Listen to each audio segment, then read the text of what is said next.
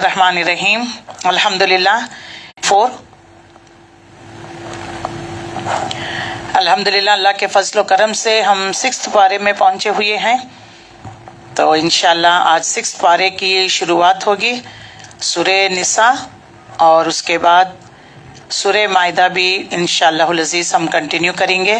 تو آئیے تلاوت کلام پاک کے ذریعے سے ہم آج کی کلاس کا آغاز کریں گے۔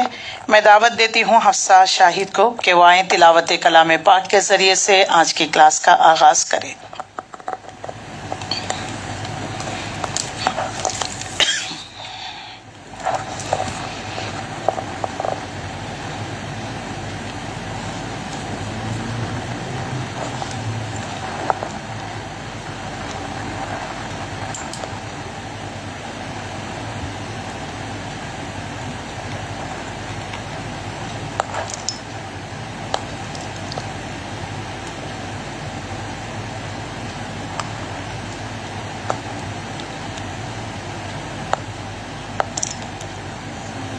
حفصہ شاہد۔ ظهر بالسوء من القول إلا من ظلم وكان الله سميعا عليما إن تبدوا خيرا أو تخفوه يعفو عن سوء فإن الله كان عفوا قديرا إن يكفرون بالله ورسله ويريدون أن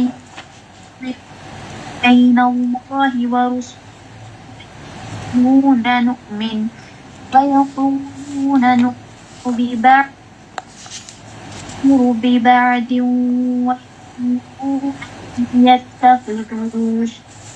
يتخذوا بين سبيلا أولئك يؤمنون حقا واعتدنا للكافرين عذابا والذين آمنوا ورسله ولم يؤمن أحد منهم أولئك فيؤتيهم أجورهم وكان الله غفورا رحيما يسألك أهل الكتاب أن تنزل فيهم كتابا من السماء سألوا موسى ما ذلك فقالوا أرنا الله جهرا وأخذتهم الصاعقة بظلمهم ما اتخذوا العجل ما جاءتهم البينات ما جاءتهم فعفونا عنه وآتيناهم سلطانا مبينا ورفعنا فوقهم الطور بميثاقهم وقل له أولو الألباب شدا وقل تعدوا في السبت منهم ميثاقا غليظا ما نقضهم ميثاقهم وكفرهم بآيات الله وقتلهم الأنبياء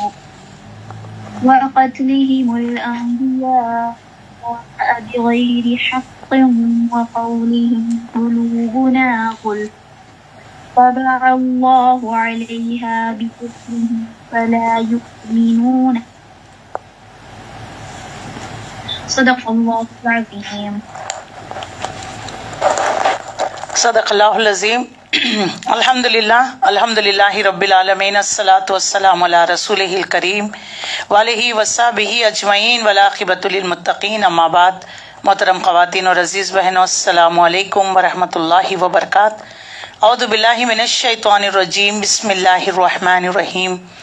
रब्बि इश्रह ली सदरी व यस्सिर ली अमरी वहलुल उक़दतम मिन लिसानी यफ़क़हू क़ौली रब्बि ज़िदनी इल्मा रब्बि ज़िदनी इल्मा अल्लाहुम्मा अन्फ़अना बिमा अल्लमतना व अल्लिमना मा यनफ़अुना व ज़िदना इल्मा रब्बि यस्सिर वला तुअस्सिर व तम्मिम बिल खैर रब्बि यस्सिर वला तुअस्सिर व तम्मिम बिल खैर।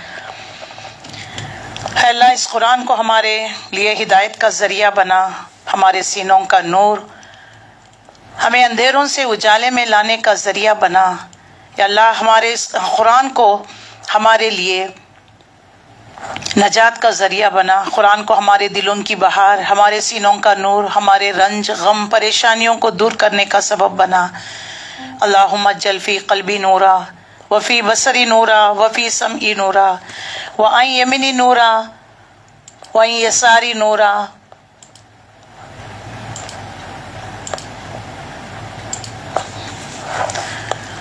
व अन यसारी नूरा व फ़ौक़ी नूरा व तहती नूरा व अमामी नूरा व क़ल्फ़ी नूरा व जल्ली नूरा व फ़ी लिसानी नूरा व असबी नूरा व लहमी नूरा व दमी नूरा व शारी नूरा व बशरी नूरा। ऐ अल्लाह, बना दे हमारे लिए नूर को, हमारे नफ्स में नूर डाल दे, बढ़ा दे हमारे लिए नूर। ऐ अल्लाह, हमें कुरान के ज़रिए से नूर अता फरमा। आमीन या रब्बुल आलमीन। अल्लाह, इस कुरान को हम रात दिन पढ़ने वाला बना दे। अल्लाह, इस कुरान के ज़रिए से हमारे रंज गम परेशानियों को दूर करने का सबब बना दे। आमीन या रब्बुल आलमीन। अल्हम्दुलिल्लाह, हमारा सूरह निसा चल रहा है और इसमें हमने 5th पारा कल मुकम्मिल कर लिया। कुछ बकिया हिस्सा 6ठे पारे में आया है और सूरह मायदा शुरू हो रहा है। तो इंशाल्लाह सूरह निसा में हमने डूस एंड डोंट्स देखेंगे कि अल्लाह ताला ने सूरह निसा में, क्योंकि ये एक रेवोल्यूशनरी सूरा है और अन-निसा कहकर अल्लाह ताला ने बहुत ऑनर और रेस्पेक्ट किया है। वरना जहालत के दौर में जो है, जैसा कि मैं बता चुकी हूँ इंट्रोडक्शन क्लास में, कि औरत की कोई वक़्त नहीं थी, खरीदो फरोख्त किया जाता था, उसके साथ जुल्म ज़्यादती। लेकिन इस्लाम ने आकर मुहम्मद रसूलुल्लाह सल्लल्लाहु अलैहि वसल्लम के ज़रिए से औरत को अपलिफ्ट किया गया, उसको विरासत में हक दिला दिया गया और उसको माशरे में एक बहुत इज्जत का मकाम दिला दिया गया है। लिहाजा हमें जो है सूरह निसा में जो अहम तरीन बातें हमें बता दी गई है उस पर रोशनी डाला जाए तो अल्लाह ताला ने औरत को नौकरानी नहीं बल्कि रानी बनाया है। रानी बनाया, नौकरानी नहीं है। उसको लाकर उसके साथ जो है जुल्म ज्यादती करना, उसके साथ नारवा रवैया इख्तियार करना, मारपीट करना, गाली गलोच, लान तान, ये तमाम चीज़ें मना कर दिए गए हैं। वाशिरुहुन्ना बिल मारूफ, औरतों के साथ भलाई का मामला करने का अल्लाह रब्बुल इज़्ज़त ने हमें हुक्म दे दिया है। तो लिहाजा इस माशरे में जैसे कि अन-निसा कहकर, वरना इमरातुन, देखिए आले इमरान में हम पढ़ चुके हैं कि इमरान की औरत ने नजर मांगी थी, मन्नत मांगी थी, इस तरीके के जो है आते हैं। यानी पहले ये लफ्ज़ को इस्तेमाल किया जाता था, कुरान ने आकर उसको जो है एक बेहतरीन माने और मफहूम पहना दिया है।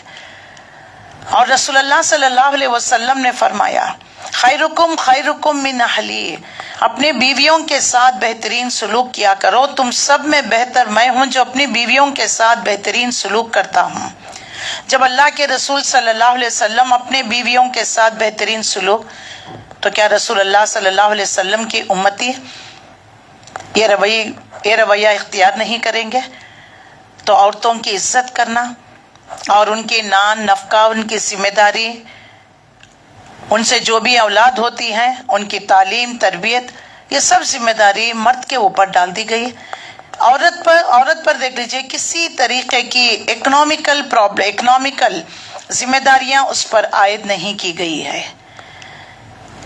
तो लिहाजा कुरान मजीद ने जो हुकूक हमें दिए हुए हैं, आज बदकिस्मती से हमारे माहौल माशरे में ये हुकूक नहीं दी जाती। औरतों को लान तान किया जाता है, डिग्रेड किया जाता है।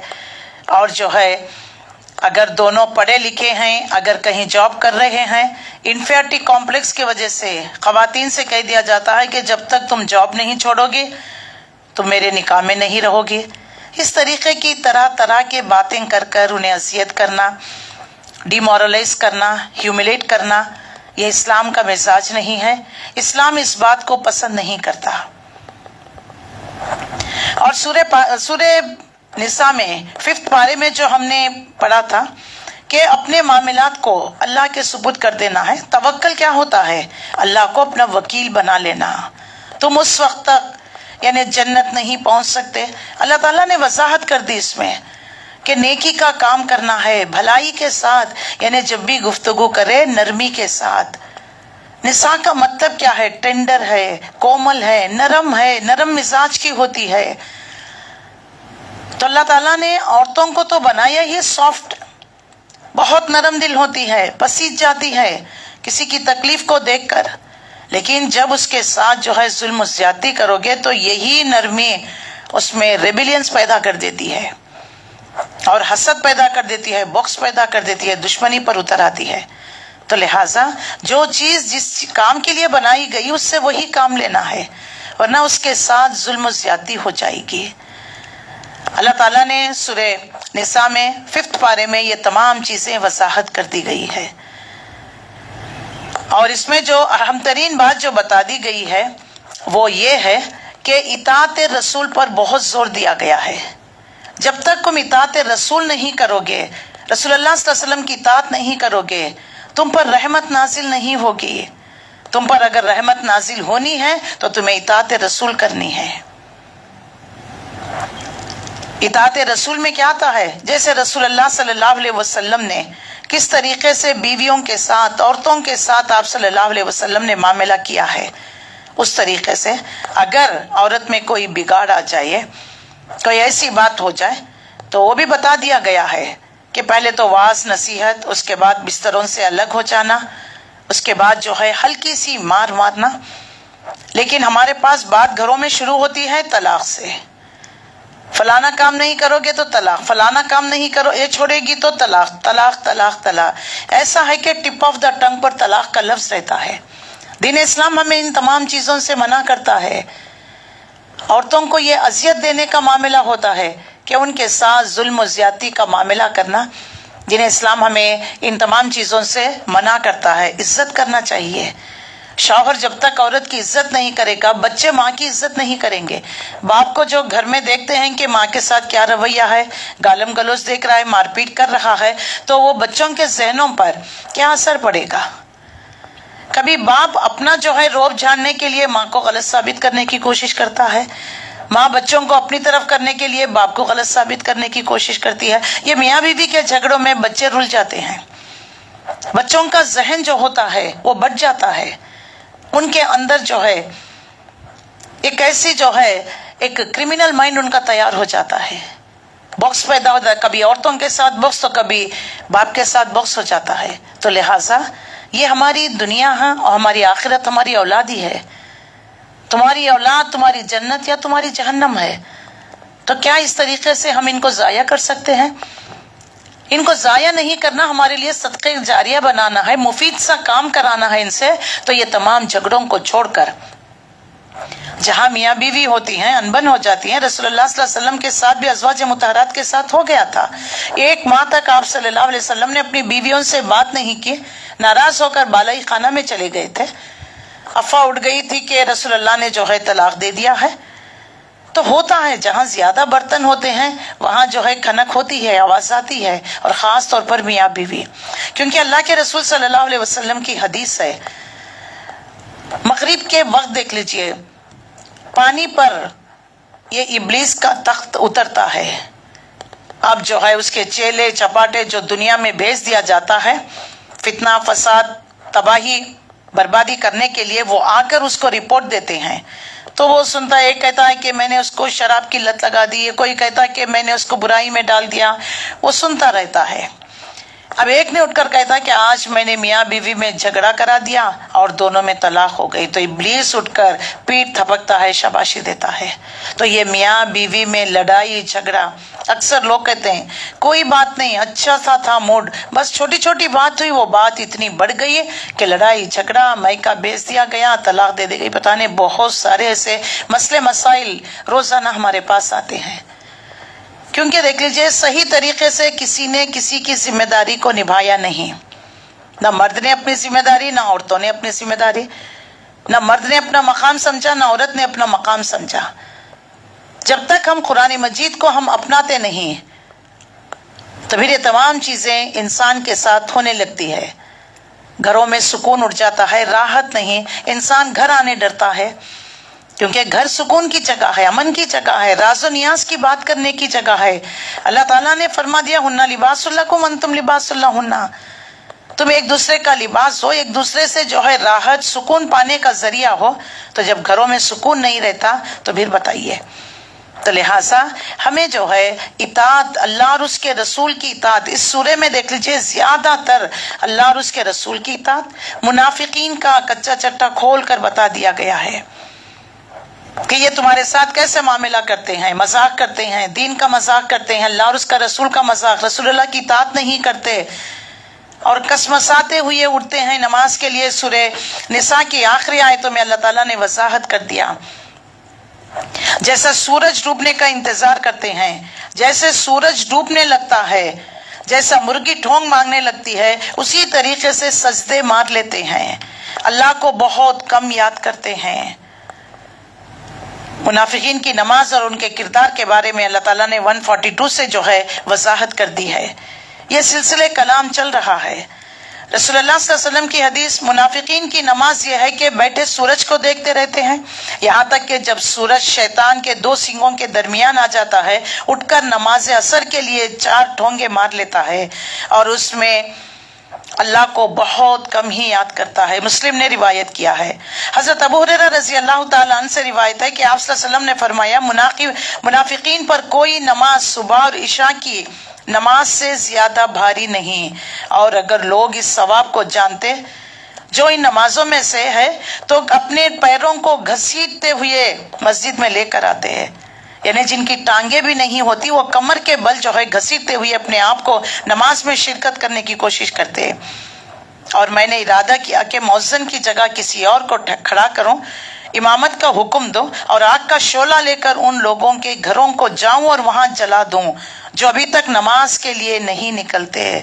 بخاری نے اس کو روایت کیا، یعنی رسول اللہ صلی اللہ علیہ وسلم نے سخت ناراضگی کا اظہار کیا جو نمازوں کو نہیں آتے، خاص طور پر عشاء کی نماز اور فجر کی نماز، جس کے بارے میں رسول اللہ صلی اللہ علیہ وسلم نے فرمایا یہ نماز جو ہے منافقین پر بہت بھاری گزرا کرتی تھی، بہت بھاری کسمساتے۔ تو دیکھنا چاہیے کہ کہیں میرے اندر منافقت تو نہیں ہے۔ ہم اپنے آپ کو مومن تو کہتے ہیں، لیکن اگر نمازوں میں ہمارا دل نہیں لگ رہا ہے، وقت کی پابندی کے ساتھ، صحیح وضو کے ساتھ، تمام شرائط کو پورا کرتے ہوئے مسجدوں کی طرف ہم نہیں دوڑتے اور اللہ کو یاد بھی کرتے ہیں۔ بعض اوقات میں کل ایک جگہ جانے کا موقع ملا تو وہاں پر مغرب کی اذان، نماز کا وقت آ گیا، اذان ہوئی تو ہم سب مسجد میں چلے گئے، لیکن جیسے ہم آگے دیکھ رہے ہیں کہ لوگ نماز ختم ہوئی، آخری جماعت ہو رہی ہے، حالانکہ گھر ان کے مسجد کے بالکل سامنے ہے، بس ایک قدم ڈالے کہ مسجد میں آئیں گے، لیکن پھر بھی دیکھ لیجئے وہ نماز جماعت ختم ہونے کا آخری رکعت میں آ کر شرکت کر رہے ہیں۔ وہ ہے نا جس کو ایک رکعت بھی مل گئی اس کو جماعت مل گئی، اور جماعت کا جو ہے اجر و ثواب 25 یا 27 درجے افضل ہے تنہا نماز گھروں میں پڑھنے سے زیادہ۔ تو اس طریقے سے دیکھ لیجئے دین کا مذاق اڑایا جاتا ہے، حی علی الصلاح حی علی الفلاح، آؤ نیکی کی طرف، آؤ کامیابی کی طرف، لیکن انسان بیٹھ کر گیم کھیل رہا ہے، انسان بیٹھ کر چینلز بدل رہا ہے۔ یہ دین کا مذاق نہیں تو اور کیا ہوتا ہے؟ تو رسول اللہ صلی اللہ علیہ وسلم نے جو ہے سخت ناراضگی کا اظہار کیا ہے کہ جو نمازوں میں سستی اور کاہلی دکھاتے ہیں۔ دیکھیے منافق کوئی دوسرا گروہ نہیں، دوسرا جو ہے مذہب نہیں، کچھ نہیں ہے، مسلمانوں میں کی ہی ٹولے ہیں جو ان کے اندر منافقت کی، نفاق کی بیماری ہوتی ہے۔ وعدہ کرتے ہیں وعدہ خلافی، امانت میں خیانت کرتے ہیں، بات کرتے ہیں تو جھوٹ، جب لڑائی جھگڑا ہوتا ہے گالم گلوچ پر اتر آتے ہیں۔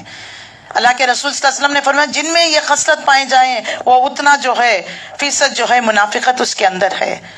منافقت بیماری ہے، اس کا علاج انفاق ہے، انفاق فی سبیل اللہ، اللہ کی راہ میں خوش دلی کے ساتھ جو ہے مال کو خرچ کیا کرو، کیونکہ جان اور مال کا تحفظ کیا کرتے تھے نا، اس لیے یہاں پر وضاحت کر دی گئی اور ان کے مزید جو ہے ان کی بیماریوں کو کھول کر بتا دیا گیا۔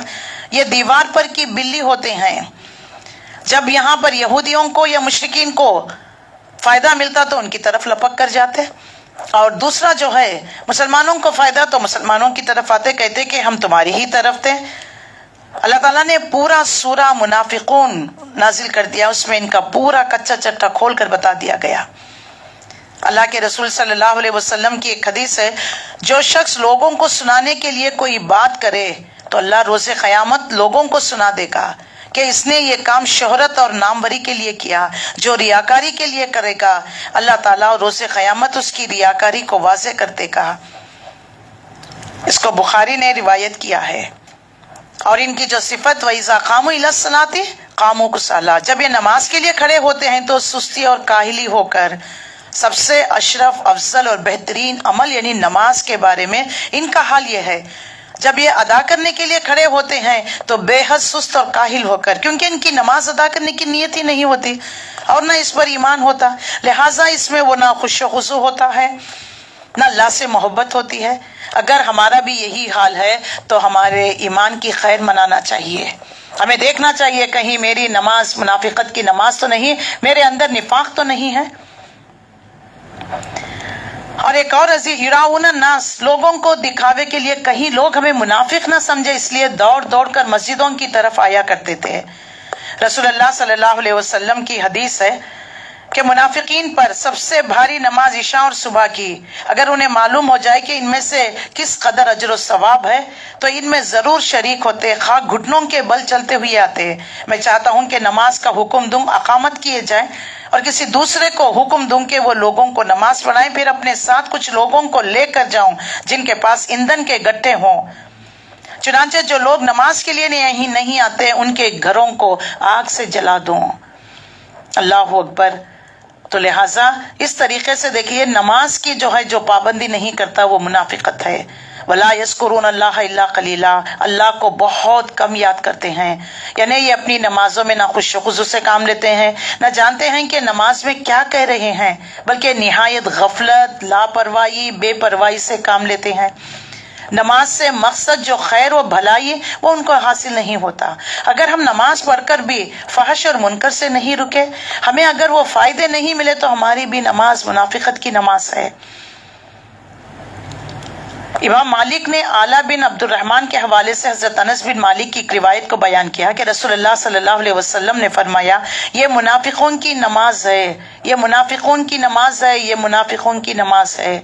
बैठकर सूरज का इंतजार करता रहता है, हत्ता कि शैतान जब दोनों सींगों के दरमियान में जाता है खड़े होकर 4 ठोंग मार लेता है, जिस तरह मुर्गी जमीन पर ठोंग मारती है। और इनमें अल्लाह का जिक्र बहुत कम करते हैं। इसको मुस्लिम ने और तिरमिज़ी ने रिवायत किया है। और इनकी चौथी और 5वीं खसलत मुज़ब्ज़बीना बैन ज़ालिक ला इलाहा उलाई वला इलाहा उलाई, बीच में पड़े लटक रहे होते हैं, कभी इनकी तरफ तो कभी इनकी तरफ, यानी मुनाफिकीन ईमान और कुफ्र के दरमियान हैरान और परेशान फिर रहे होते हैं, जाहिर और बातिन दोनों एतबार से। मोमिनों के साथ है न काफिरों के साथ, बल्कि जाहिरी तौर पर मोमिनों के साथ, बातिनी तौर पर काफिरों के साथ होते हैं। लोगों के दिलों में शक व शुबा पैदा करते हैं, कभी मोमिनों के साथ होते हैं तो कभी काफिरों की तरफ होते हैं। ये मफाद चाहते हैं, लिहाजा अल्लाह ताला ने उनके कच्चा चट्टा यहाँ पर खोलकर बयान कर दिया। इब्ने जरीर में हजरत अब्दुल्ला इब्ने उमर की रिवायत है, रसूलुल्लाह सल्लल्लाहु अलैहि वसल्लम ने फरमाया, मुनाफिक की मिसाल उस बकरी की रेवड़ जैसे है जो दरमियान में फिर रही होती है, कभी इस रेवड़ की तरफ आती है तो कभी उस रेवड़ की तरफ जाती है कि इन दोनों में से किसी के पीछे लगे। तो बकरी की रेवड़, 2 बकरी की रेवड़ है, वो अपना छोड़कर जो है कभी उस रेवड़ में तो कभी इस रेवड़ में जाती रहती है।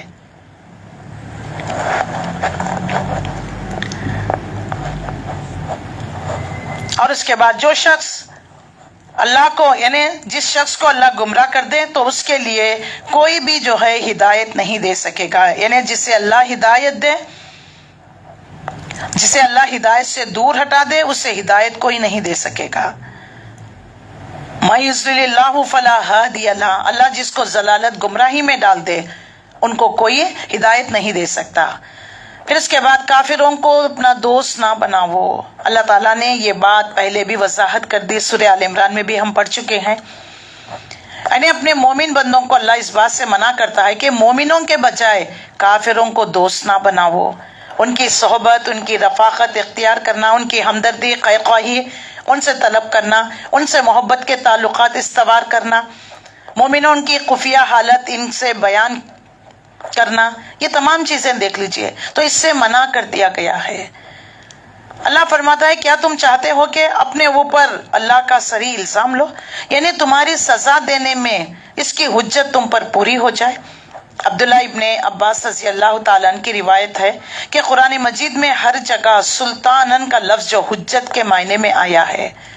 क्या तुम्हारे पास कोई दलील है कि अल्लाह ने काफिरों को, यहूदियों को दोस्त बनाने का हुक्म दिया है? ये तमाम इनकी बीमारियों को वजाहत करते हुए इनकी सजा के बारे में बता दिया। मुनाफिकीन दोज़ख के सबसे निचले तबके में होंगे। इन्नल मुनाफिकूना फिद दरकिल अस्फली मिनन नार, कुछ शक नहीं कि मुनाफिक लोग दोज़ख के सबसे निचले तबके में होंगे। क़यामत के दिन उन्हें उनकी शदीद कुफ्र की सजा ये दी जाएगी, दोज़ख के सबसे निचले तबके में वो रहेंगे। देखिए कोई भी चीज को दाग कब लगता है? जो निचले हिस्से में होता है वहीं लगता है ना। तो यहाँ पर देख लीजिए इनको जहन्नम के निचले तबके में रख दिया गया है, इनकी यही सजा है।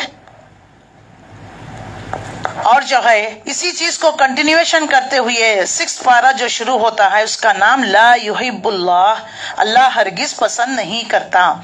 और वजाहत की गई कि इन मुनाफिकीन की और क्या सिफत है, ला युहिब्बुल्लाहुल जहरा बिस्सूई मिनल कौली इल्ला मन जुलिम व कान अल्लाहु समीअन अलीमा।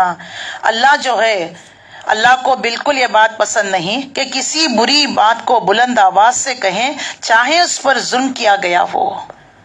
तो इस तरीके से 6 पारा शुरू हो रहा है, इसमें मुनाफिकीन की सिफत को बयान किया गया है। थोड़ा हम जो है सूरह निसा को ओवरव्यू देखेंगे। निसा का मतलब विमेन, अल्लाह ताला ने अन-निसा कहकर एक ऑनर दे दिया गया है। और इसमें देख लीजिए 25 to 32 तक जो है औरतों के कवानीन, उनके जिम्मेदारियों के बारे में। 133 से 157 अल्लाह के अहकामात को बयान किए गए हैं। और 58 से 70 तक कुरान को जो है सुनना है, कुरान अल्लाह ताला ने हिदायत के लिए भेजा है, इस बात को वजाहत कर दी गई है। और अल्लाह ताला ने औरतों का जो मकाम वो मर्तबा रख दिया गया है, उनकी जिम्मेदारियां, उनकी फराइज को बता दिया गया है। अल्लाह के लिए जंग, अल्लाह की नाफरमानी करना और मुनाफिकत, सूद लेना, तागूत को, शैतान को फॉलो करना, ये तमाम चीजें उसमें बता दिए गए हैं। और जिहाद का इसमें बार बार इसरार के साथ बात वाज़े कर दी गई। 95 से लेकर 105 तक नबी सल्लल्लाहु अलैहि वसल्लम मोमिनों को जंग के लिए, जिहाद के लिए, देखिए कुफर का खातिमा दावत, तबलीग, नसीहत, वाज, तदरीस से होगा, लेकिन जुल्म का खातिमा जिहाद से होगा। कहीं किसी पर जुल्म हो रहा है, जिहाद करना है, उस जुल्म को खत्म करना है, जुल्म का खातिमा करने के लिए जिहाद करना है। उस दौर में देख लीजिए मुसलमानों पर किस तरीके से यलगार हुआ करता था, तो अल्लाह ताला ने जंग के लिए उभारा गया है। और 106 से 126 मुनाफिकीन का कच्चा चट्टा खोल कर बता दिया गया।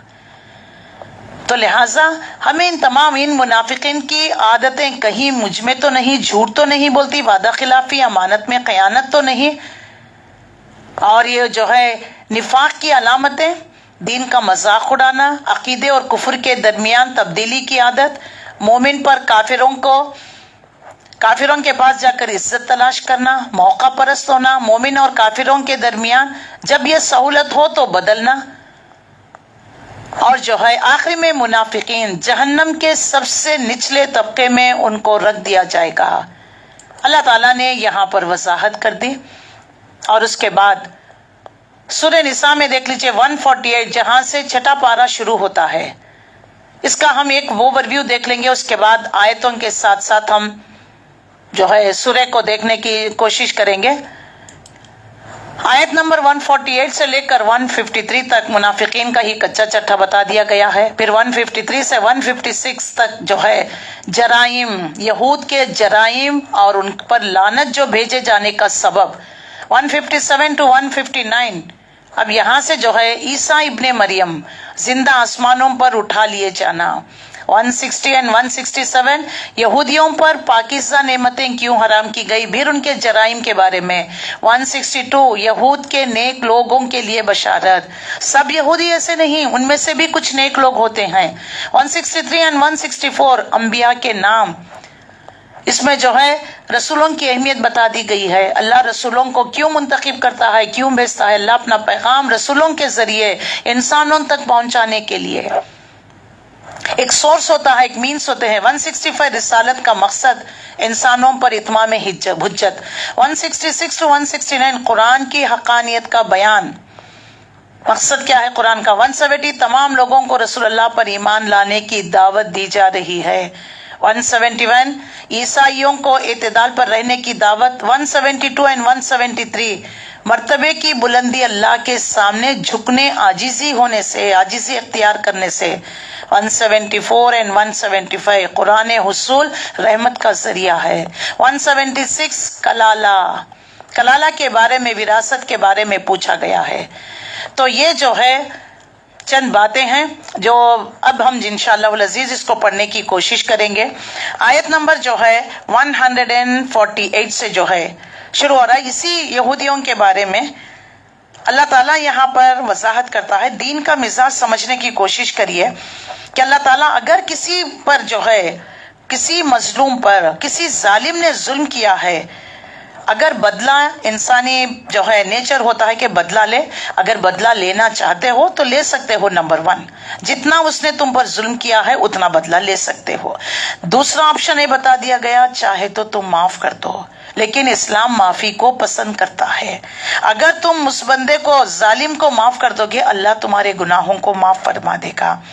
تو یہاں پر عفو درگزر کی ترغیب دلا دی گئی. ابن ابو طلحہ نے حضرت ابن عباس سے روایت کیا کہ اللہ تعالیٰ اس بات کو پسند نہیں کرتا کہ کوئی کسی کے علانیہ برائی کرے. تو اللہ تعالیٰ یہ بات پسند نہیں فرماتا کہ کوئی کسی کے لیے بد دعا کرے، الا یہ کہ وہ مظلوم ہو تو اس کے لیے اجازت ہے کہ وہ ظالم کے لیے بد دعا کرے. اسی لیے الا من ظلم، مگر جو ہے صبر کرے، اسے معاف کر دے تو اس کے حق میں بہتر ہے. تو اسلام کتنا بہترین دین ہے. ہمیں بدلہ لینے چاہے تو لے سکتے ہیں، لیکن بد دعا کرنا، اس کو جو ہے میڈیا پر عام کر دینا، بدنام کرنا، اس تمام چیزوں سے منع کر دیا جا رہا ہے. اور جو حضرت ابو ہریرہ رضی اللہ تعالیٰ عنہ کی روایت ہے کہ رسول اللہ صلی اللہ علیہ وسلم نے فرمایا، دونوں گالیاں دینے والے جو کچھ کہتے ہیں ان کا گناہ ان دونوں میں سے ابتدا کرنے والے پر، بشرطے کہ مظلوم زیادتی نہ کرے. دونوں لڑائی جھگڑا کر رہی ہیں، دونوں ایک دوسرے کو گالی، تو جو ہے دونوں پر بھی گناہ لکھ دیا جائے گا. ان میں سے ابتدا کرنے والا جو ہے ظالم ہے، اور جو دوسرے کو دے رہا ہے وہ مظلوم ہے. تو اللہ تعالیٰ یہاں پر اس بات سے وضاحت کرتا ہے. اور رسول اللہ صلی اللہ علیہ وسلم اللہ کان عفوا قدیرا، تو اللہ بھی معاف کرنے والا ہے، صاحب قدرت ہے. اس لیے ایک موقع جو ہے یہاں پر بات بتا دی گئی ہے کہ اللہ کے رسول صلی اللہ علیہ وسلم نے فرمایا. اس لیے ایک جو ہے روایت میں ہے، حاملین عرش میں سے بعض فرشتے یہ کہتے ہیں، سبحانک و بحمدک علی حلمک بعد علمک، تو پاک ہے اپنی تعریف کے ساتھ کہ علم کے باوجود حلم سے کام لیتا ہے. بعض فرشتے کہتے ہیں، سبحانک و بحمدک علی عفوک بعد قدرتک، تیری ذات پاک ہے اپنی تعریف کے ساتھ کہ قدرت کے باوجود اے اللہ تو اپنے بندوں کو معاف فرما دیتا ہے. تو صحیح حدیث میں ہمیں پتہ چلتا ہے صدقہ کرنے سے مال کم نہیں ہوتا، معاف کر دینے سے اللہ عزت میں اضافہ کر دیتا ہے. جو شخص اللہ کے لیے تواضع اختیار کرے اللہ اسے سر بلندی عطا فرماتا ہے. سبحان اللہ. اس کو جو ہے مسلم نے، بخاری نے روایت کیا ہے. تو ہمیں کیا کرنا چاہیے؟ عفو درگزر سے کام لینا ہے، معاف کر دینا ہے، معافی کو پسند کرتا ہے. انسان ہوتے ہیں، رویے بدلتے رہتے ہیں. جس کا دل دکھایا ہے، جس کے ساتھ زیادتی ہوئی، نہ صرف یہ کہ اس کے جواب میں اس کی زبان سے نکلنے والے کلمات پر گرفت نہیں، بلکہ مظلوم کی دعا کو بھی قبولیت کی سند ملتی ہے. اللہ کے رسول صلی اللہ علیہ وسلم نے فرمایا، مظلوم اور اللہ کے درمیان کوئی پردہ حائل نہیں ہوتا. جو مظلوم ہوتا ہے، جس پر ظلم و زیادتی کی جاتی ہے، وہ اللہ کو پکارے گا، اللہ اس کی دعا کو قبول کر لے گا. تو یہاں پر جو ہے معافی کو یعنی اعلیٰ کردار بتا دیا گیا کہ مومن کا اعلیٰ کردار کیا ہے. ظلم و زیادتی ہونے کے باوجود وہ لوگوں کو معاف فرما دیتا ہے کیونکہ وہ چاہتا ہے کہ اللہ اسے معاف فرما دے. کیونکہ یہ منافق جو ہے ان کے بارے میں جو پچھلے سے 5 پارے کے آخری آیتوں میں ہم پڑھتے ہوئے آ رہے ہیں، اللہ تعالیٰ نے ان کا کچا چٹا کھول کر بھی بتا دیا اور ان کی علامتیں بھی بتا دی، ان کی سزا کو بھی واضح کر دیا. لیکن اس کے بعد جو توبہ کرتے ہیں، اصلاح کر لیتے ہیں اور اللہ کی رسی کو مضبوطی کے ساتھ تھام لیتے ہیں، دین پر خلوص نیت کے ساتھ جم جاتے ہیں، تو وہ اس مومنوں کے ساتھ ہوں گے. اللہ تعالیٰ ان کو بہت بڑا اجر عظیم سے نوازے گا. پھر اللہ پسند نہیں کرتا کہ کوئی شخص دوسرے کے مطابق علانیہ بات کرے، الا یہ کہ اس پر ظلم ہو، اور اللہ سب کچھ سننے اور جاننے والا ہے. اگر تم کوئی بھلائی علانیہ کرو یا خفیہ کرو، کسی کا قصور معاف کر دو تو اللہ خود بھی بڑا معاف کرنے والا ہے. قدرت کے باوجود اللہ تمہیں معاف کر دیتا ہے. تو دیکھ لیجئے ہمیں سورہ نور میں ملتا ہے کہ رسول اللہ صلی اللہ علیہ وسلم کی زوجہ حضرت عائشہ صدیقہ رضی اللہ تعالیٰ عنہ پر جو بہتان لگا دیا گیا، اس میں جو ہے حضرت ابو بکر رضی اللہ تعالیٰ عنہ جس گھرانے کو مستہ بن اسا کے گھرانے کی کفالت کر رہے تھے وہ پیش تھا. جیسے آپ کو معلوم ہوا آپ رضی اللہ تعالیٰ عنہ نے فرمایا کہ آج سے مستہ بن اساس کی گھر کی کفالت بند. اللہ تعالیٰ نے آیت نازل فرمائی سورہ نور میں، جو صاحب استطاعت ہوں، جو اپنے جو ہے لوگوں کی رشتہ داروں کی جو مدد کرتے ہیں، انہیں ایسی قسم نہیں کھانا چاہیے اگر وہ لوگوں کو معاف کر دے. کیا وہ نہیں چاہتے کہ اللہ ان کے گناہوں کو معاف فرما دے؟ جیسے یہ آیت نازل ہونا، ابو بکر رضی اللہ تعالیٰ عنہ نے کہا کہ کیوں نہیں، میں چاہتا ہوں کہ اللہ میرے گناہوں کو بخش دے. انہوں نے ان کی کفالت دگنا کر دیا. یہ ہوتے ہیں اولو العزم لوگ، جو ہے پختہ ارادے والے مومن جو ہوتے ہیں، ان کی یہ صفت ہوتی ہے. ہم جیسے پھرتے رہے لوگ ٹٹ فار ٹیٹ، اگر کوئی پتھر سے مانگے تو ہم تو اینٹ اٹھا کر ماریں گے. ہم بدلے کی آگ جھلس رہی ہوتی ہے. جو بدلے سے انسان کو کچھ نہیں ملتا، وہ اپنے آپ کو بھی جلا رہا ہوتا ہے، جھلسا رہا ہوتا ہے. حسد، کینہ، بغض، عبادتیں صحیح نہیں ہوتی، لوگوں کے ساتھ اس کا جو ہے کانٹیکٹ صحیح نہیں ہو رہا ہوتا ہے. تو لہٰذا پردہ پوشی کرنے کا اللہ نے حکم دے دیا. معافی کو اللہ پسند کرتا ہے، اور پردہ پوشی جو ہے بہت بڑی نیکی ہے. آپ صلی اللہ علیہ وسلم نے فرمایا میری تمام امت کو معاف کر دیا جائے گا، چاہے وہ ظاہر گناہ والوں کو، اور وہ گناہ یہ ہے کہ آدمی آدھی رات کو جو کوئی بھی کام کرتا ہے، پھر جب صبح ہوتی ہے، اللہ تعالیٰ نے اس کے گناہ پر پردہ ڈالا تھا، لیکن وہ دوسروں کے آگے اپنی گناہ کے بارے میں کہنے لگتا ہے. تو دیکھ لیجیے، اللہ پردہ پوشی کرنا بھی ایک بہت بڑی نیکی ہے. اپنے عیبوں کو ڈھانپنا، اپنے گناہوں کو بھی ڈھانپنا، اسی طرح دوسروں کے بھی. اللہ کے رسول صلی اللہ علیہ وسلم کی ایک حدیث ملتی ہے، جو کوئی کسی مومن کی پردہ پوشی کرے گا، اللہ قیامت کے دن اس کی گناہوں کی پردہ پوشی کرے گا. کوئی مومن کا راز چھپائے گا، اللہ اس کا قیامت کے دن اس کا راز چھپا دے گا. سبحان اللہ. تو یہاں پر دیکھ لیجئے دین اسلام کا مزاج ہمیں سمجھ میں آتا ہے. عفو درگزر کو پسند کرتا ہے، نیکی کو جو ہے پردہ پوشی کو پسند کرتا ہے. اگر انسان سے کوئی گناہ ہو جائے تو اللہ سے توبہ استغفار کریے. یہ گناہ بندے اور اللہ کے درمیان میں ہوتا ہے، لیکن انسان اس کو جو ہے لوگوں کے سامنے بیان کرتا ہے تو پھر دیکھ لیجئے وہ خود اپنا پردہ چاک کر رہا ہوتا ہے. عبداللہ ابن عمر کہتے ہیں کہ آپ صلی اللہ علیہ وسلم نے فرمایا، جس نے کسی مسلمان کی پردہ پوشی کی، قیامت کے دن اللہ اس کی پردہ پوشی کرے گا. بخاری نے روایت کیا. آپ صلی اللہ علیہ وسلم نے فرمایا، قیامت کے دن تم میں سے کوئی شخص اپنے پروردگار سے اتنا قریب ہو جائے گا کہ اللہ اس پر اپنا بازو رکھ دے گا. پھر فرمائے گا تم نے فلاں فلاں کام کیے تھے، وہ کہے گا ہاں. پھر اللہ تعالیٰ پوچھے گا کہ تم نے فلاں فلاں کام بھی کیا تھا، وہ کہے گا کہ ہاں. گویا ہر جرم کا وہ اقرار کرے گا. اللہ فرمائے گا میں نے دنیا میں ان پر پردہ ڈال دیا تھا اور آج تجھے معاف کرتا ہوں. بخاری نے اس کو روایت کیا ہے. اس کا مطلب کیا ہے؟ یعنی گناہ کر کر انہیں شرمندگی، ندامت، توبہ استغفار کرتا رہے گا تو اللہ اس کے گناہوں کو جیسے دنیا میں پردہ پوشی کر رکھا، آخرت میں بھی پردہ پوشی کر رکھے گا. حتیٰ کہ اللہ تعالیٰ اس بندے کو اپنا اتنے قریب کہ اپنا پر اس پر رکھ دے گا. سبحان اللہ. تو یہاں پر معافی کی، عفو درگزر کی تلقین کی جا رہی ہے. اور سب سے آخری میں جنت میں داخل ہونے والا شخص، اللہ تعالیٰ اس کی بھی پردہ پوشی کرے گا. हजरत अबू ज़र से रिवायत रसूलुल्लाह सल्लल्लाहु अलैहि वसल्लम ने फरमाया, मैं उस शख्स को जानता हूँ जो सबसे आखिरी जन्नत में दाखिल होगा और सबसे बाद दोज़ख से निकलेगा। वो शख्स क़यामत के दिन हाजिर किया जाएगा, हुक्म होगा कि उसके हल्के गुनाह पेश करो, भारी ना करो। लिहाजा उसके हल्के गुनाह पेश कर कर उससे कह दिया जाएगा, क्या तूने फलां फलां काम फलां फलां दिन किया था? वो कहेगा कि हाँ, इनकार ना कर सकेगा और अपने बड़े गुनाह से डर रहा होगा कि कहीं वो पेश ना कर दिया जाए। इसलिए हुक्म होगा, तेरी हर बुराई के इवज तुझे एक नेकी दी जाती है। ये सुनकर वो कहेगा, ऐ मेरे परवरदिगार, मैंने तो तुझे और भी काम किए थे जिन्हें यहाँ नहीं दिखा रहा है। इस पर रसूलुल्लाह सल्लल्लाहु अलैहि वसल्लम ने इतना हंसे कि आप सल्लल्लाहु अलैहि वसल्लम के दाढ़ नजर आने लगे। इस हदीस से ये बात मालूम होती है, किसी शख्स को ऐसा हर गुजरना जो है करना चाहिए, वो अपनी साबिका जिंदगी के उयूब गुनाह जिन पर अल्लाह ने पर्दा डाल रखा लोगों के सामने जाहिर करे, और ना ही तौबा उस बात की जो है उसका मकसद है कि गुनाह करते जाए, तौबा करते जाए, इस तरह से नहीं है। बशरी तकाज़ों के जरिए अनइंटेंशनली जो गुनाह हो जाते हैं उनकी माफी है, अल्लाह उनके लिए अफू दरगुजर से काम लेने वाला है। उसके बाद जो है आयत नंबर 152 बाज रसूलों को मानना, बाज को ना मानना कुफर है। अल्लाह ताला यहाँ पर यहूदियों की कच्चा चट्टा खोलकर 152 से लेकर 156 तक यहूद और नसारा की साजिशों के बारे में बता दिया गया कि ये कुछ रसूलों को मानते थे।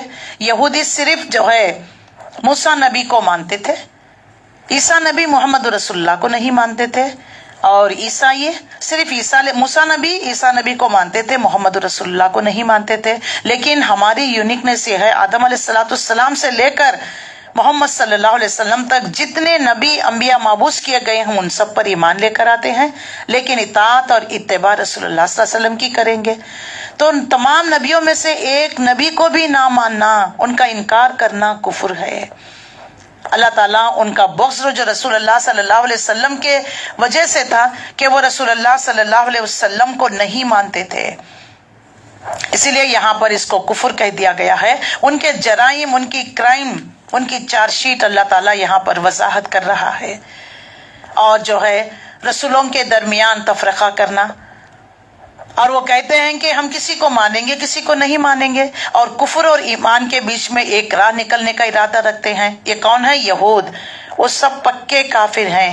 यहूद और नसारा के जराइम, क्राइम शीट्स, ऐसे काफिरों के लिए हमने वो सजा मुहैया कर रखी है जो उन्हें जलील वखार कर देने वाली है।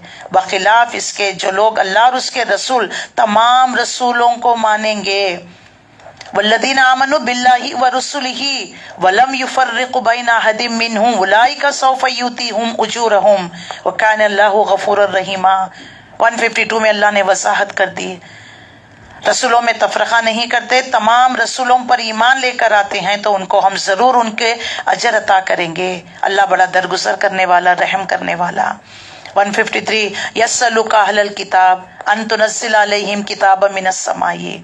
ये अहले किताब यानी उनकी जराइम, उनकी क्राइम्स के बारे में अल्लाह वजाहत करता है।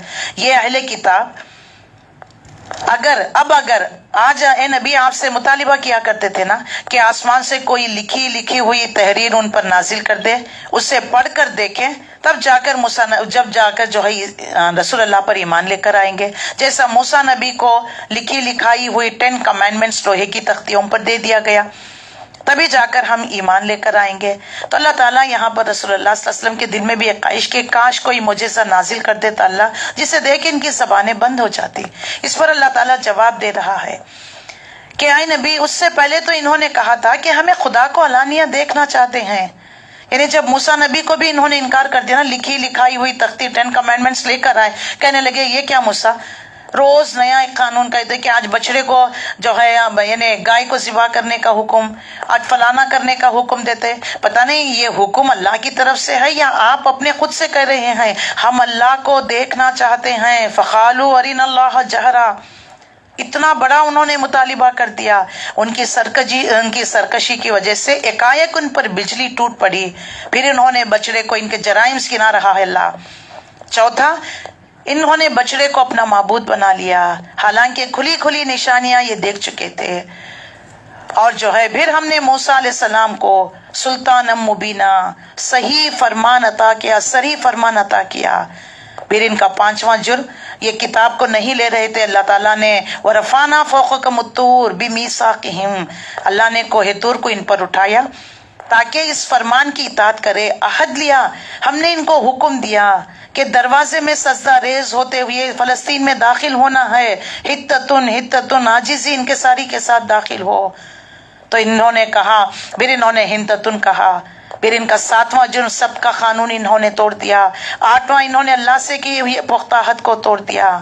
آخرکار ان کی حد شکنی کی وجہ سے اور اس وجہ سے کہ انہوں نے اللہ کی آیت کو جھٹلایا، اور ان کے جرائم کیا، اللہ کی آیتوں کو جھٹلا دیا، پیغمبروں کو ناحق قتل کیا، یہاں تک کہ ہمارے دل غلافوں میں محفوظ ہے، قلوبنا غلف کہنے لگے، بل طبع اللہ علیہا بکفرہم، حالانکہ در حقیقت ان کی باطل پرستی کے سبب سے اللہ ان کے دلوں پر ٹھپا لگا دیا، اسی وجہ سے بہت کم ایمان لے کر آتے ہیں۔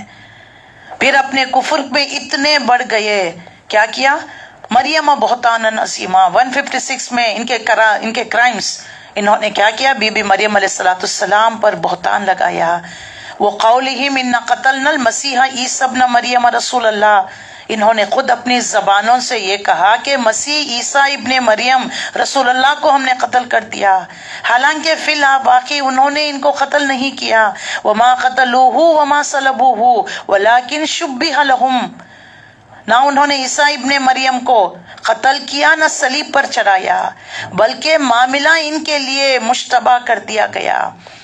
ہم نے سورہ آل عمران میں بھی پڑھ چکے ہیں کہ عیسیٰ ابن مریم کے، کیونکہ انہوں نے جو ہے دشمنی کی، ولد الزنا کہا کرتے تھے، بی بی مریم علیہ السلام پر انہوں نے بہتان لگایا، اور جو ہے رسولوں میں تفرقہ ڈال دیا، رسولوں کو ناحق قتل کیا، ان تمام سب کا قانون توڑا، بڑے بڑے معجزات طلب کرنے لگے، گوشالہ کی یعنی بچڑے کی پوجا کرنے لگے، اس کی وجہ سے اللہ تعالیٰ نے ان کے دلوں پر ٹھپا لگا دیا، اب یہ جو ہے ایمان نہیں لے کر آئیں گے۔ اور جو ہے عیسیٰ ابن مریم کو انہوں نے ولد الزنا کہا، قتل کی سازشیں کی، بلکہ انہوں نے قتل کر ڈالا، یہ ان کا عقیدہ ہے۔ حضرت ابو ہریرہ کہتے ہیں آپ صلی اللہ علیہ وسلم نے فرمایا، اس ذات کی قسم جس کے ہاتھ میں میری جان ہے، ان قریب تمہیں ابن مریم عادل حکمران کی حیثیت سے نازل ہوں گے، وہ صلیب توڑ دیں گے، جزیہ اٹھا دیں گے، اس زمانے کی مال کی اتنی کثرت ہوگی کہ اسے کوئی قبول نہیں کرے گا، ایک سجدہ ان کے نزدیک دنیا و مافیا سے بہتر ہوگا، اگر چاہو تو پڑھ لو، وَإِن مِّنْ أَهْلِ الْكِتَابِ إِلَّا لَا يُؤْمِنُنَّ بِهِ قَبْلَ مَوْتِهِ، بخاری نے روایت کیا۔ ایک اور حدیث حضرت ابو ہریرہ کہتے ہیں آپ صلی اللہ علیہ وسلم نے فرمایا، اس وقت تمہارا کیا حال ہوگا جب عیسیٰ ابن مریم تم میں نازل ہوں گے اور تم امام مہدی تمہیں میں سے ہوں گے، یعنی وہ بھی شریعت محمدی کی پیروی کریں گے، عیسیٰ ابن مریم، بخاری نے روایت کیا۔ عبداللہ بن عمر رضی اللہ تعالیٰ عنہ کہتے ہیں آپ صلی اللہ علیہ وسلم نے فرمایا، میں رات کو اپنے خواب میں دیکھتا ہوں جیسا کہ کعبہ کے پاس ہوں، میں نے دیکھا کہ ایک شخص، ایک خوش شکل آدمی، گندمی رنگ، بال گندم ہیں اور جو ہے بال سنہرے بھی ہیں، گندم تک جو ہے کندھوں تک لٹک رہے تھے اور جو ہے سنہرے تھے، سر سے پانی ٹپک رہا تھا، وہ اپنے دونوں ہاتھوں کو دو فرشتوں کے، دو آدمیوں کے کندھے پر رکھ کر کعبہ کا طواف کر رہے ہیں۔ عیسیٰ ابن مریم کو رسول اللہ کو خواب میں دکھا دیا گیا۔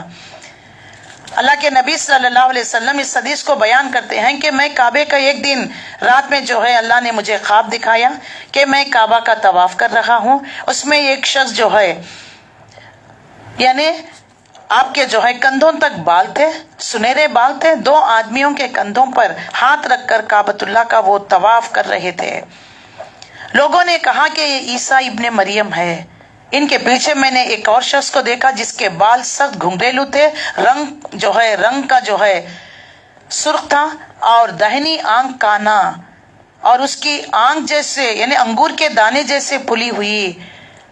جن لوگوں نے میں نے دیکھا ان میں سے عبد العزیٰ بن قطان کے بہت مشابہ، جو دور جہالت میں مر گیا تھا، اپنے دونوں ہاتھ ایک شخص کے کندھے پر رکھے طواف کر رہا تھا۔ میں نے پوچھا یہ کون ہے؟ لوگوں نے کہا یہ مسیحی دجال ہے۔ ईसा इब्ने मरियम को भी दिखा दिया गया और जो है दज्जाल को भी दिखा दिया गया। आप सल्लल्लाहु अलैहि वसल्लम ने फरमाया, मेरी उम्मत में से एक जमात हमेशा हक पर लड़ती रहेगी, कयामत तक गालिब रहेगी। फिर ईसा इब्ने मरियम का नुज़ूल होगा तो उस जमात का अमीर कहेगा, यानी इमाम मेहदी कहेंगे, आइए अब नमाज पढ़ाइए। वो कहेंगे, नहीं, ये मोहम्मद सल्लल्लाहु अलैहि वसल्लम का दौर है, अल्लाह की तरफ से इस उम्मत को ये शर्फ हासिल हुआ है, इनमें से कोई दूसरों पर अमीर हो। मुस्लिम ने इसको रिवायत किया है।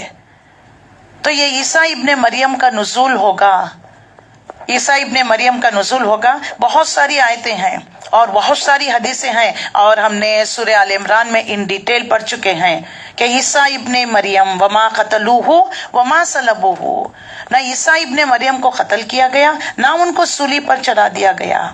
जो शख्स ने जो है गद्दारी की, वो जाकर जो है कहने लगा कि वो मैं लॉर्ड, तो लोगों से कहा कि मैं जिनको ओ माय लॉर्ड कहूं, जाकर तुम उसको पकड़ना। वो ईसा इब्ने मरियम, जब वो अंदर दाखिल हुआ, अल्लाह ताला ने उसकी शक्ल ईसा इब्ने मरियम जैसी बना दी। हजरत अब्दुल्ला इब्ने अब्बास की रिवायत है, जब अल्लाह ताला हजरत ईसा अलैहिस्सलाम को आसमान पर उठाने का इरादा फरमाया, वो अपने असहाबा के पास आए और उस वक्त घर में 12 हवारी थे। ये बाइबल में भी इसका जिक्र है। इसके पास घर के चश्मे से गुस्ल कर आए और आपके सर से पानी के खतरे टपक रहे थे। आपने फरमाया, तुम में से जो कुछ लोग ऐसे भी हैं कि अगर वो मुझ पर एक बार ईमान लाए तो बार बार कुफ्र भी करेंगे। फिर ईसा इब्ने मरियम ने फरमाया, क्या तुम में से कोई ये पसंद करता है कि उसकी सूरत मेरी सूरत जैसी हो जाए और मेरी जगह कत्ल किए जाए, फिर वो जन्नत में मेरे साथ मेरे दर्जे में हो? एक नौजवान खड़ा हुआ जो इन सब में से कम उम्र था। आपने इससे फरमाया कि तुम बैठ जाओ। आपने इस बात को दोहराया, तब भी वो नौजवान खड़ा हुआ। आपने फरमाया कि बैठ जाओ। आपने अपनी बात को एक और बार दोहराया तो वही नौजवान खड़ा होकर कहने लगा, इस काम के लिए मैं तैयार हूँ। हजरत ईसा इब्ने मरियम ने फरमाया, हाँ, तुम ही यह काम कर सकते हो। चुनांचे उसी सूरत, उसकी सूरत हजरत ईसा अलैहिस्सलाम जैसी बना दी गई और ईसा अलैहिस्सलाम को घर के रोशनदान से आसमान पर उठा लिया गया। यहूदी आपकी तलाश में निकले तो उन्होंने इस नौजवान को पकड़कर कत्ल कर दिया, फिर सूली पर चढ़ा दिया। चुनांचे इनमें से वाकई बाज लोग जो आप पर ईमान लाए थे, उन्होंने बार बार आपके साथ कुफ्र किया और वो 3 फरीकों में तकसीम हो गए। इनमें से एक फरीक ने कहा कि अल्लाह हम में से इस वक्त तक रहेगा जब तक उसने चाहा। फिर वो आसमान पर चढ़ गए। ये फरीक का जो है ये कहते हैं याकूबिया कहलाते हैं। दूसरा फिरका है अल्लाह के बेटे हैं, जब तक चाहा हमें क़याम किया। यानी ईसा इब्ने मरियम के बारे में ईसाइयों में 3 अकीदे।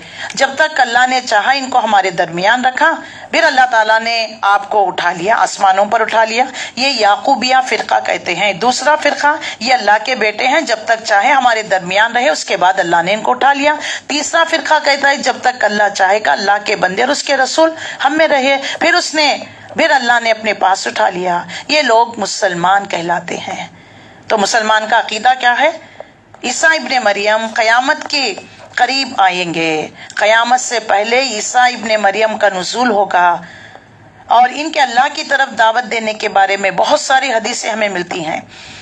सही बुखारी में हदीस आती है, उस ज़ात की कसम आप सल्लल्लाहु अलैहि वसल्लम ने फरमाया, बुखारी की हदीस है, आप सल्लल्लाहु अलैहि वसल्लम ने फरमाया, उस ज़ात की कसम जिसके हाथ में मेरी जान है, करीब है कि तुम्हें ईसा इब्ने मरियम एक आदिल हुक्मरान की हैसियत से आएंगे, सलीब तोड़ देंगे, जिजिया को ख़त्म कर देंगे, जिजिया ख़त्म कर देंगे और माल की इस तरह फरा रवानी होगी कि सदका जने ज़कात देकर इंसान फिर रहा होगा, कोई ज़कात देने वाला नहीं होगा और जो है 40 साल तक तुम्हारे दरमियान रहेंगे। एक और रिवायत ने मुस्नद अहमद में हजरत अबू हुरैरा से मरवी है, रसूलुल्लाह सल्लल्लाहु अलैहि वसल्लम ने फरमाया, तमाम अंबिया लाती भाई हैं, उनकी माएँ मुख्तलिफ हैं मगर उनका दीन एक है। मैं ईसा अलैहिस्सलाम का और लोगों की निस्बत से सबसे ज्यादा करीब तर हूँ क्योंकि मेरे और उनके माबैन कोई नबी नहीं और वो नाजिल होने वाले हैं। जब तुम उन्हें देखोगे तो तुम उन्हें इस तरह पहचान लोगे, वो एक ऐसे शख्स होंगे जिनका कद दरमियान नहीं होगा, रंग सुर्ख सफेदी माइल होगा, उनके हल्के जर्द के रंगे ہلکے زرد رنگ کے کپڑے پہنے ہوئے ہوں گے، ان کا سر یوں محسوس ہوگا جس سے پانی کے قطرے ٹپک رہے ہیں، حالانکہ وہ گیلے نہیں ہوں گے۔ وہ صلیب توڑیں گے، خنزیر کو قتل کر دیں گے، جزیہ ختم کر دیں گے، لوگوں کو اسلام کی دعوت دیں گے۔ اللہ تعالیٰ ان کے زمانے میں اسلام کے سوا دیگر تمام ملتوں کو ہلاک کر دے گا۔ اللہ ان کے زمانے میں مسیح دجال کو بھی ہلاک کر دے گا۔ پھر زمین میں اس قدر امن چھا جائے گا، شیر، اونٹ اور تمام موذی جانور ایک دوسرے کے ساتھ مل کر رہیں گے، اور بھیڑ، بکری، چیتا یہ سب مل کر رہیں گے، چریں گے۔ پھر زمین اس قدر امن ہو جائے گی، شیر اونٹ کے ساتھ، چیتا گائے کے ساتھ، بھیڑی بکری کے ساتھ مل کر چرنے لگیں گے، بچے سانپوں کے ساتھ کھیلنے لگیں گے، سانپ انہیں کوئی نقصان نہیں پہنچائیں گے۔ حضرت عیسیٰ ابن مریم زمین میں 40 سال رہیں گے، پھر فوت ہو جائیں گے۔ مسلمان ان کی نماز جنازہ پڑھیں گے، رسول اللہ صلی اللہ علیہ وسلم کے پہلو میں ان کو دفن کر دیا جائے گا۔ سبحان اللہ۔ یہ عیسیٰ ابن مریم کے نزول کے بارے میں ہے، یہ مسلمانوں کا عقیدہ ہے۔ اس کے بارے میں بہت ساری حدیثیں ہیں، بس ہمارے لیے اتنا کافی ہے کہ عیسیٰ ابن مریم نہ تو قتل کیے گئے، نہ تو صلیب پر چڑھا دیے گئے، بلکہ اللہ تعالیٰ نے ان کو آسمانوں پر اٹھا لیا، کیونکہ اللہ تعالیٰ فرماتا ہے میں اور میرا رسول غالب ہوں گے۔ رسول قتل نہیں کیے جاتے، کیونکہ عیسیٰ ابن مریم رسول ہونے کی وجہ سے اللہ تعالیٰ نے انہیں آسمانوں پر اٹھا لیا، اور وہ آئیں گے۔ اللہ تعالیٰ عیسیٰ ابن مریم کے ذریعے سے ہی یہودیوں کو سزا دلوائے گا، کیونکہ انہوں نے بی بی مریم علیہ السلام پر بہتان لگایا، اور ان کو ولد الزنا کہا، اور ان کی قتل کرنے کی سازشیں کی، اس لیے اللہ انہی کے ہاتھ ان کو سزا دلائے گا۔ آخری جنگ لڑی جائے گی، اور کسی پتھر درخت کے پیچھے یہودی چھپا ہوا ہوگا، تو وہ پتھر اور درخت پکار کر کہے گا مسلمان میرے پیچھے یہودی چھپا ہوا ہے۔ 158 تک یہ سلسلہ کلام چلتا ہے۔ پھر 160 اور 169 میں دیکھ لیجئے، پھر اہل کتاب کی جرائم۔ وَإِن مِّنْ أَهْلِ الْكِتَابِ إِلَّا لَيُؤْمِنَّ بِهِ قَبْلَ مَوْتِهَا، اہل کتاب میں سے کوئی ایسا نہیں ہوگا جو اس کی موت سے پہلے عیسیٰ ابن مریم پر ایمان نہ لائے گا، اور قیامت کے روز وہ ان پر گواہی دے گا۔ تو یہ یہودی عیسیٰ مسلمان ہوں گے، عیسیٰ علیہ السلام پر گواہی دیں گے۔ غرض ان یہودی بن جانے والوں کے لیے اس ظالمانہ رویے کی بنا پر، اس کی بنا پر یہ کثرت سے اللہ کے راستے سے روکتے ہیں۔ ان کے اور جرائم کیا ہے؟ اللہ کے راستے سے روکتے ہیں، سود لیتے ہیں جس سے انہیں منع کیا گیا، لوگوں کے مال ناجائز طریقوں سے کھاتے ہیں۔ ہم نے بہت سی وہ پاک چیزیں ان پر حرام کر دیے جو پہلے سے ان کے لیے حلال تھی، اور جو لوگ ان میں سے کافر ہیں ان کے لیے ہم نے دردناک عذاب تیار کر رکھا ہے۔ یہ دیکھیے ان کے جرائم 161 تک اللہ نے بیان کر دیا، اور 162 میں لیکن الراسخون فی العلم منہم، مگر ان لوگوں میں سے جو پختہ علم رکھتے ہیں، وہ ایماندار ہیں، اور سب اس تعلیم پر ایمان، سب اہل ایمان ایسے، اہل کتاب ایسے نہیں، سب یہودی ایسے نہیں، ان میں سے تو کچھ لوگ ایسے ہیں جو علم میں پختہ ہیں، ایماندار ہیں، سب اس تعلیم پر ایمان لاتے ہیں جو آپ کی طرف نازل کی گئی، جو آپ سے پہلے نازل کی گئی۔ اسی طرح کے ایمان لانے والے نماز قائم کرتے ہیں، زکوٰۃ کا نظام قائم کرتے ہیں، اللہ اور یوم آخرت پر ایمان رکھتے ہیں، اور سچا عقیدہ رکھنے والے لوگوں کو ہم ضرور اجر عظیم عطا کریں گے۔ اس کے بعد آیت نمبر 164 میں اللہ تعالیٰ نے انبیاء کے پیارے پیارے نام، انبیاء کا گلدستہ یہاں پر اکٹھا ایک ہی آیت میں 25 نبیوں کا نام اللہ تعالیٰ نے گنا دیا ہے۔ جو قرآن مجید میں جن 25 کا نام آتا ہے ان پر بھی ایمان لانا ہے، جن کا نام ہمیں نہیں معلوم، حدیث میں 1,40,000 کا ذکر آتا ہے تو ہمیں نہیں معلوم، لیکن ہمارا ایمان ہر نبی پر ہے۔ تو اللہ تعالیٰ نے یہاں پر اس طریقے سے انبیاء کے بارے میں وضاحت کر دی کہ انبیاء اللہ کی طرف سے چنے جاتے ہیں، یہ اپنی طرف سے نہیں آتے، نہ اپنی طرف سے کوئی بات کہتے ہیں۔ اور اس کے بعد اللہ تعالیٰ اہل کتاب کو دعوت دے رہا ہے، ابھی بھی تمہارے لیے وقت ہے اے اہل کتاب، اگر تم ہمارے آخری نبی پر ایمان لے کر آؤ گے تو تمہیں دوہرا اجر دیا جائے گا۔ یہ بات ہمیں عیسائیوں کو، یہودیوں کو، مشرکین کو بتانا ہے کیونکہ دیکھو تمہاری نجات کا ذریعہ ایک ہی ہے، وہ کیا ہے؟ آخری نبی پر ایمان لے کر آنا ہے۔ آج بھی دنیا میں سب سے بڑی سود خور، حرام خور، مالدار قوم یہود ہے، لیکن اپنی اس مالداری کی وجہ سے وہ جو ہے ہمیشہ بڑھتی رہی، ڈیوائیڈ اینڈ رول پالیسی اس نے کی، امن کی زندگی یہ بسر نہیں کر سکے۔ موجودہ دور میں جو یہودی حکومت اسرائیل جو قائم ہوئی ہے وہ بھی دوسری حکومتوں کی مدد سے قائم ہوئی، انہی کے زیر سائے میں چل رہی ہے۔ امریکہ اگر اس کا ساتھ چھوڑ دے تو اگر فلسطینی بچہ بھی اگر ایک ایک کنکر بھی مارے تو یہ یہودی ختم ہو جائیں گے۔ یہ بزدل قسم کی قوم ہے، لیکن علم میں پختہ لوگ ہوتے ہیں جو اللہ کی طرف سے جو نازل کی گئی اس پر ایمان لے کر آتے ہیں، جیسا عبداللہ بن سلام جو یہودی تھے لیکن رسول اللہ صلی اللہ علیہ وسلم پر ایمان لے کر آئے۔ آپ صلی اللہ علیہ وسلم نے فرمایا اہل کتاب میں سے جو شخص خواہ وہ یہودی ہو یا نصرانی اسلام لائے تو اس کا دوہرا اجر ملے گا، ایک اجر اپنے پیغمبر پر ایمان لانے کا، دوسرا محمد صلی اللہ علیہ وسلم پر ایمان لانے کا۔ بخاری نے اس کو روایت کیا ہے۔ اور جو ہے اسی آیت میں انا اوحینا الیک کما اوحینا الی نوح والنبیین من بعد واوحینا الی ابراہیم اسماعیل واسحاق ویعقوب والاسباط وعیسیٰ وایوب ویونس وحامان وہارون وسلیمان وآتینا داود الزبورا ورسولا قد فضلناہم علیک من قبل رسل۔ سبحان اللہ، یہاں پر دیکھیے رسولوں کی فضیلت بیان کی جا رہی ہے۔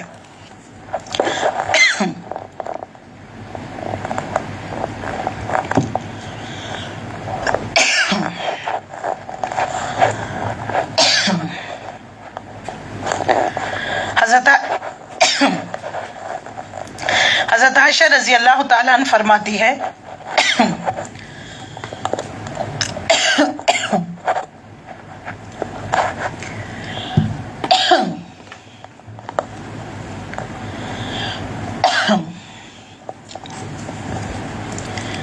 اس آیت پر اگر یہود کے اس مطالبے کا جواب ختم ہو رہا ہے جو انہوں نے رسول اللہ سے کیا تھا،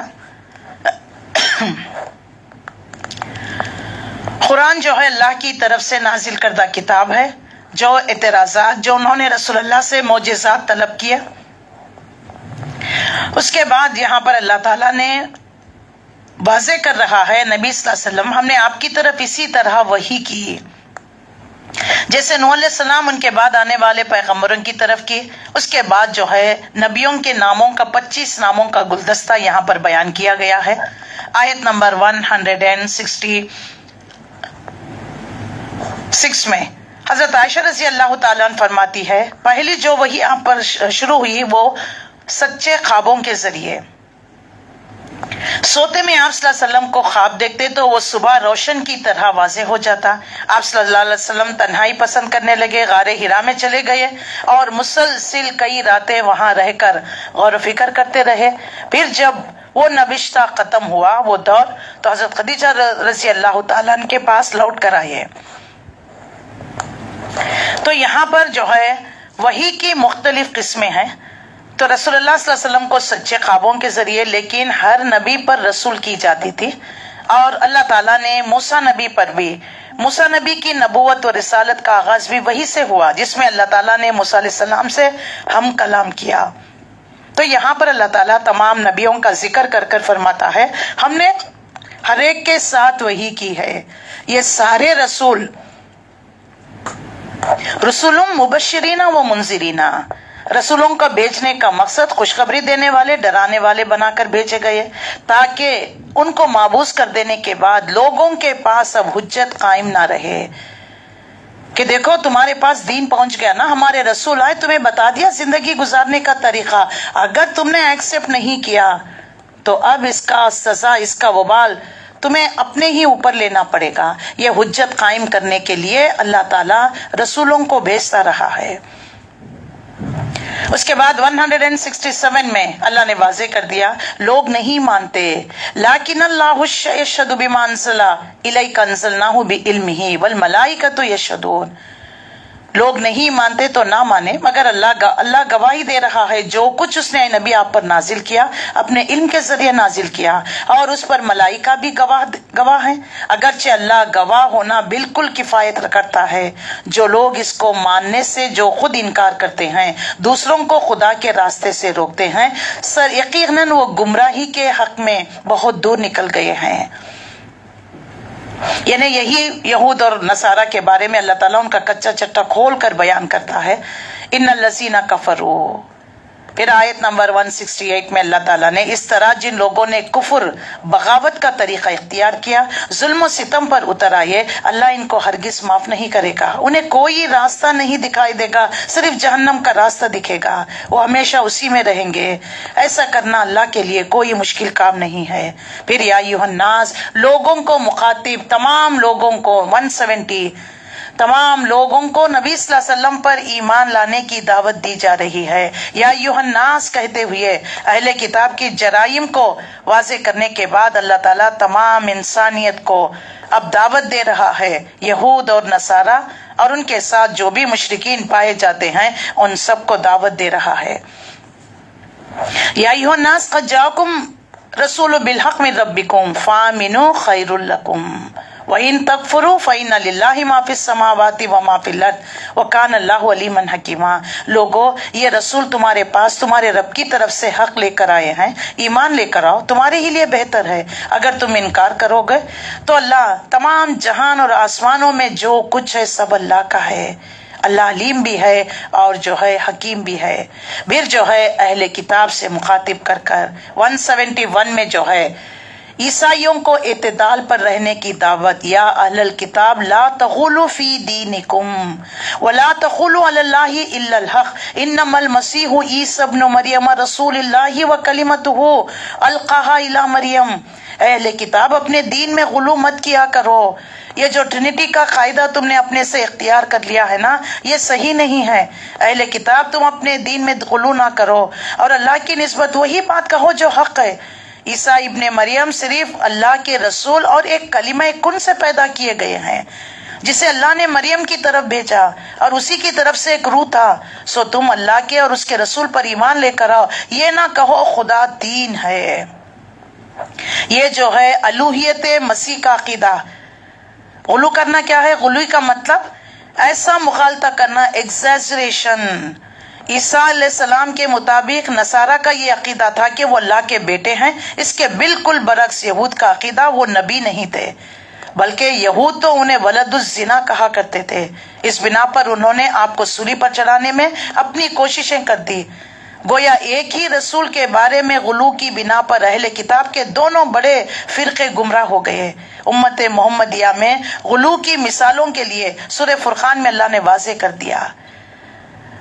तो ये खिताब नसारा को है, ईसाई को है, जिन्होंने ईसा इब्ने मरियम को खुदा का बेटा करार दिया।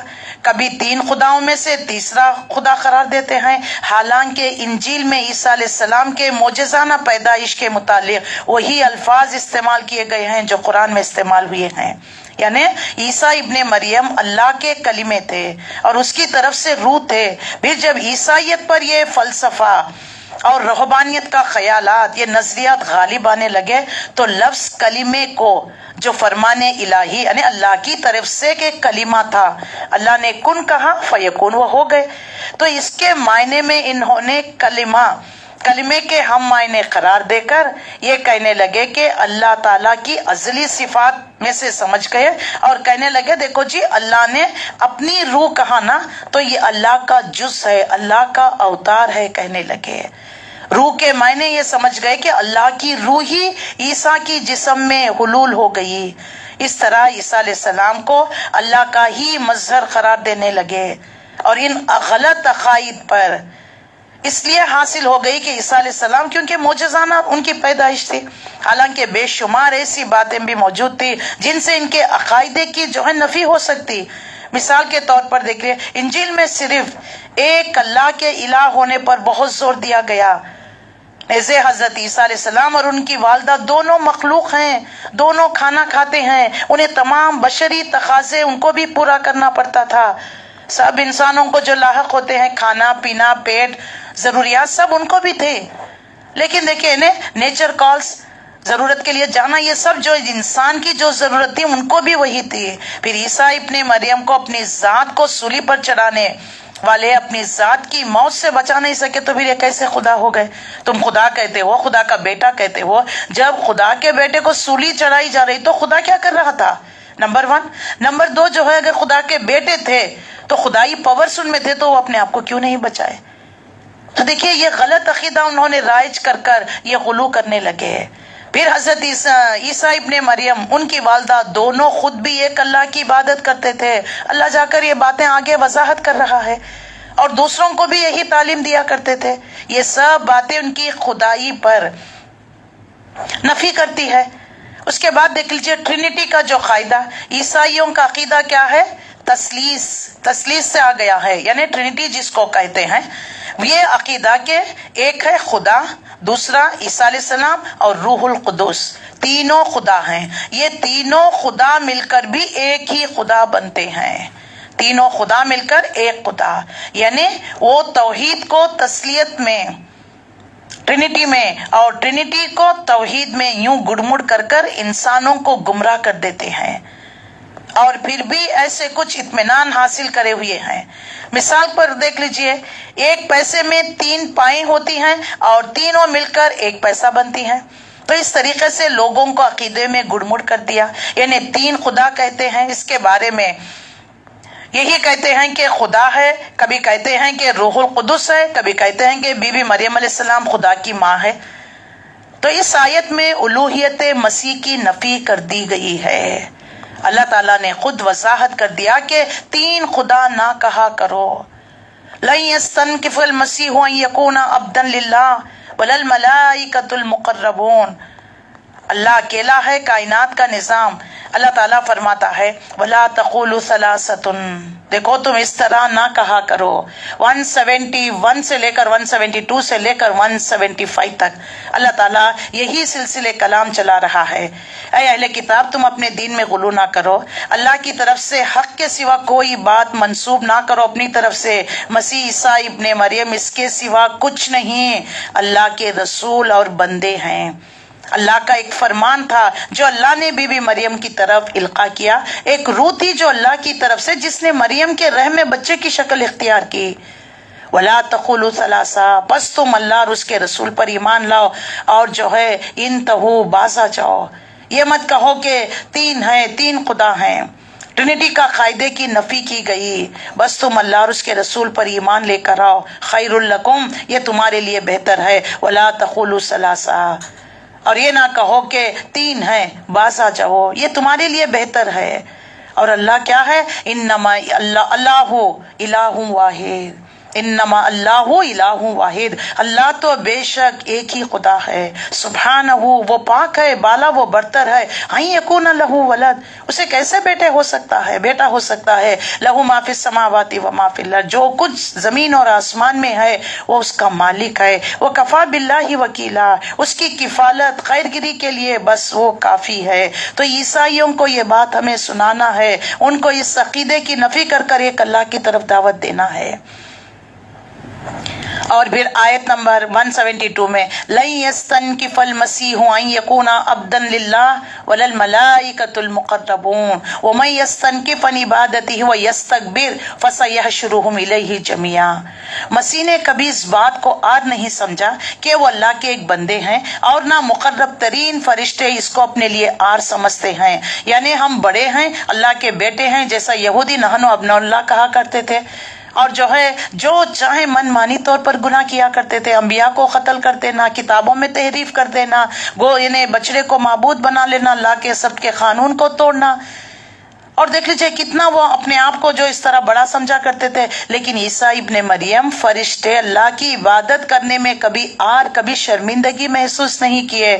اگر کوئی اللہ کی بندگی کو اپنے لیے شرمندگی آر سمجھتا ہے، تکبر کرتا ہے، تو وہ ایک وقت آئے گا جب اللہ سب کو گھیر کر اپنے سامنے حاضر کرے گا۔ اس وقت وہ لوگ جنہوں نے ایمان لا کر نیک عمل کیا ہے ان کو اپنے اجر سے پورا پورا اللہ دے دے گا، اپنے فضل سے اور مزید ادا کرے گا۔ جن لوگوں نے بندگی کو آر سمجھا، کون؟ یہ یہود اور نصارہ، تکبر کیا، ان کو اللہ دردناک سزا دے گا۔ اللہ کے سوا جن جن کی سرپرستی مددگاری پر وہ بھروسہ رکھتے ہیں، یعنی عیسیٰ ابن مریم کروسیفائڈ ہو گئے، ہمارے گناہوں کا بوجھ لے کر صلیب پر چڑھ گئے، ہم گناہوں سے آزاد جو کہتے ہیں، تو اس تکبر کا انجام، تکبر اور بڑائی صرف اللہ کو زیب دیتی ہے۔ مخلوق میں سے کوئی بھی اللہ کے سامنے جو اکڑے گا یقیناً دوزخ میں جائے گا۔ عہد آدم میں سب سے پہلے ابلیس نے تکبر کیا تو اللہ تعالیٰ نے کس طرح ذلیل و خوار کر دیا، دھتکار دیا۔ اعوذ باللہ من الشیطان الرجیم، دھتکارا ہوا، اللہ کی رحمت سے دور۔ جس شخص میں بھی کبر ہوگا، تکبر ہوگا، لوگ اسے پسند نہیں کرتے، اللہ اسے دنیا میں بھی ذلیل کرتا ہے، آخرت میں بھی ذلیل کر کر اس کی اکڑ کو توڑے گا، جہنم میں داخل کرے گا۔ رسول اللہ صلی اللہ علیہ وسلم نے فرمایا پروردگار کے سامنے جنت اور دوزخ کا جھگڑا ہوگا۔ جنت کہے گی پروردگار میرا تو یہ حال ہے، مجھ میں وہی لوگ آ رہے ہیں جو دنیا میں ناتواں اور حقیر تھے۔ دوزخ کہنے لگے گی مجھ میں وہ لوگ آ رہے ہیں جو متکبر تھے۔ تو اللہ نے جنت سے فرمایا تو میری رحمت ہے، دوزخ سے فرمایا تو میرا عذاب ہے۔ بخاری نے روایت کیا ہے۔ ایک دفعہ آپ صلی اللہ علیہ وسلم نے فرمایا کیا میں تمہیں بتاؤں کہ جنت کون ہے اور دوزخ کون ہے؟ جنتی کو وہ ہر کمزور متکبر اس میں داخل کیا جائے گا۔ اگر اللہ کے بھروسے پر قسم کھا بیٹھے تو اللہ اس کو پورا کر دیتا ہے۔ اور جنت میں کون جائے گا؟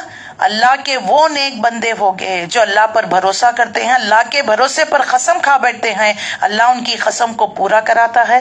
اور دوزخی ہر موٹا اجڑ متکبر آدمی ہوتا ہے۔ اللہ اکبر، اللہ ہمیں بچائے، جنتیوں میں شامل فرمائے۔ اس کے بعد اللہ تعالیٰ نے قرآن کے بارے میں وضاحت کر دی۔ یا ایھا الناس قد جاءتکم برہان من ربکم وانزلنا الیکم نورا مبینا۔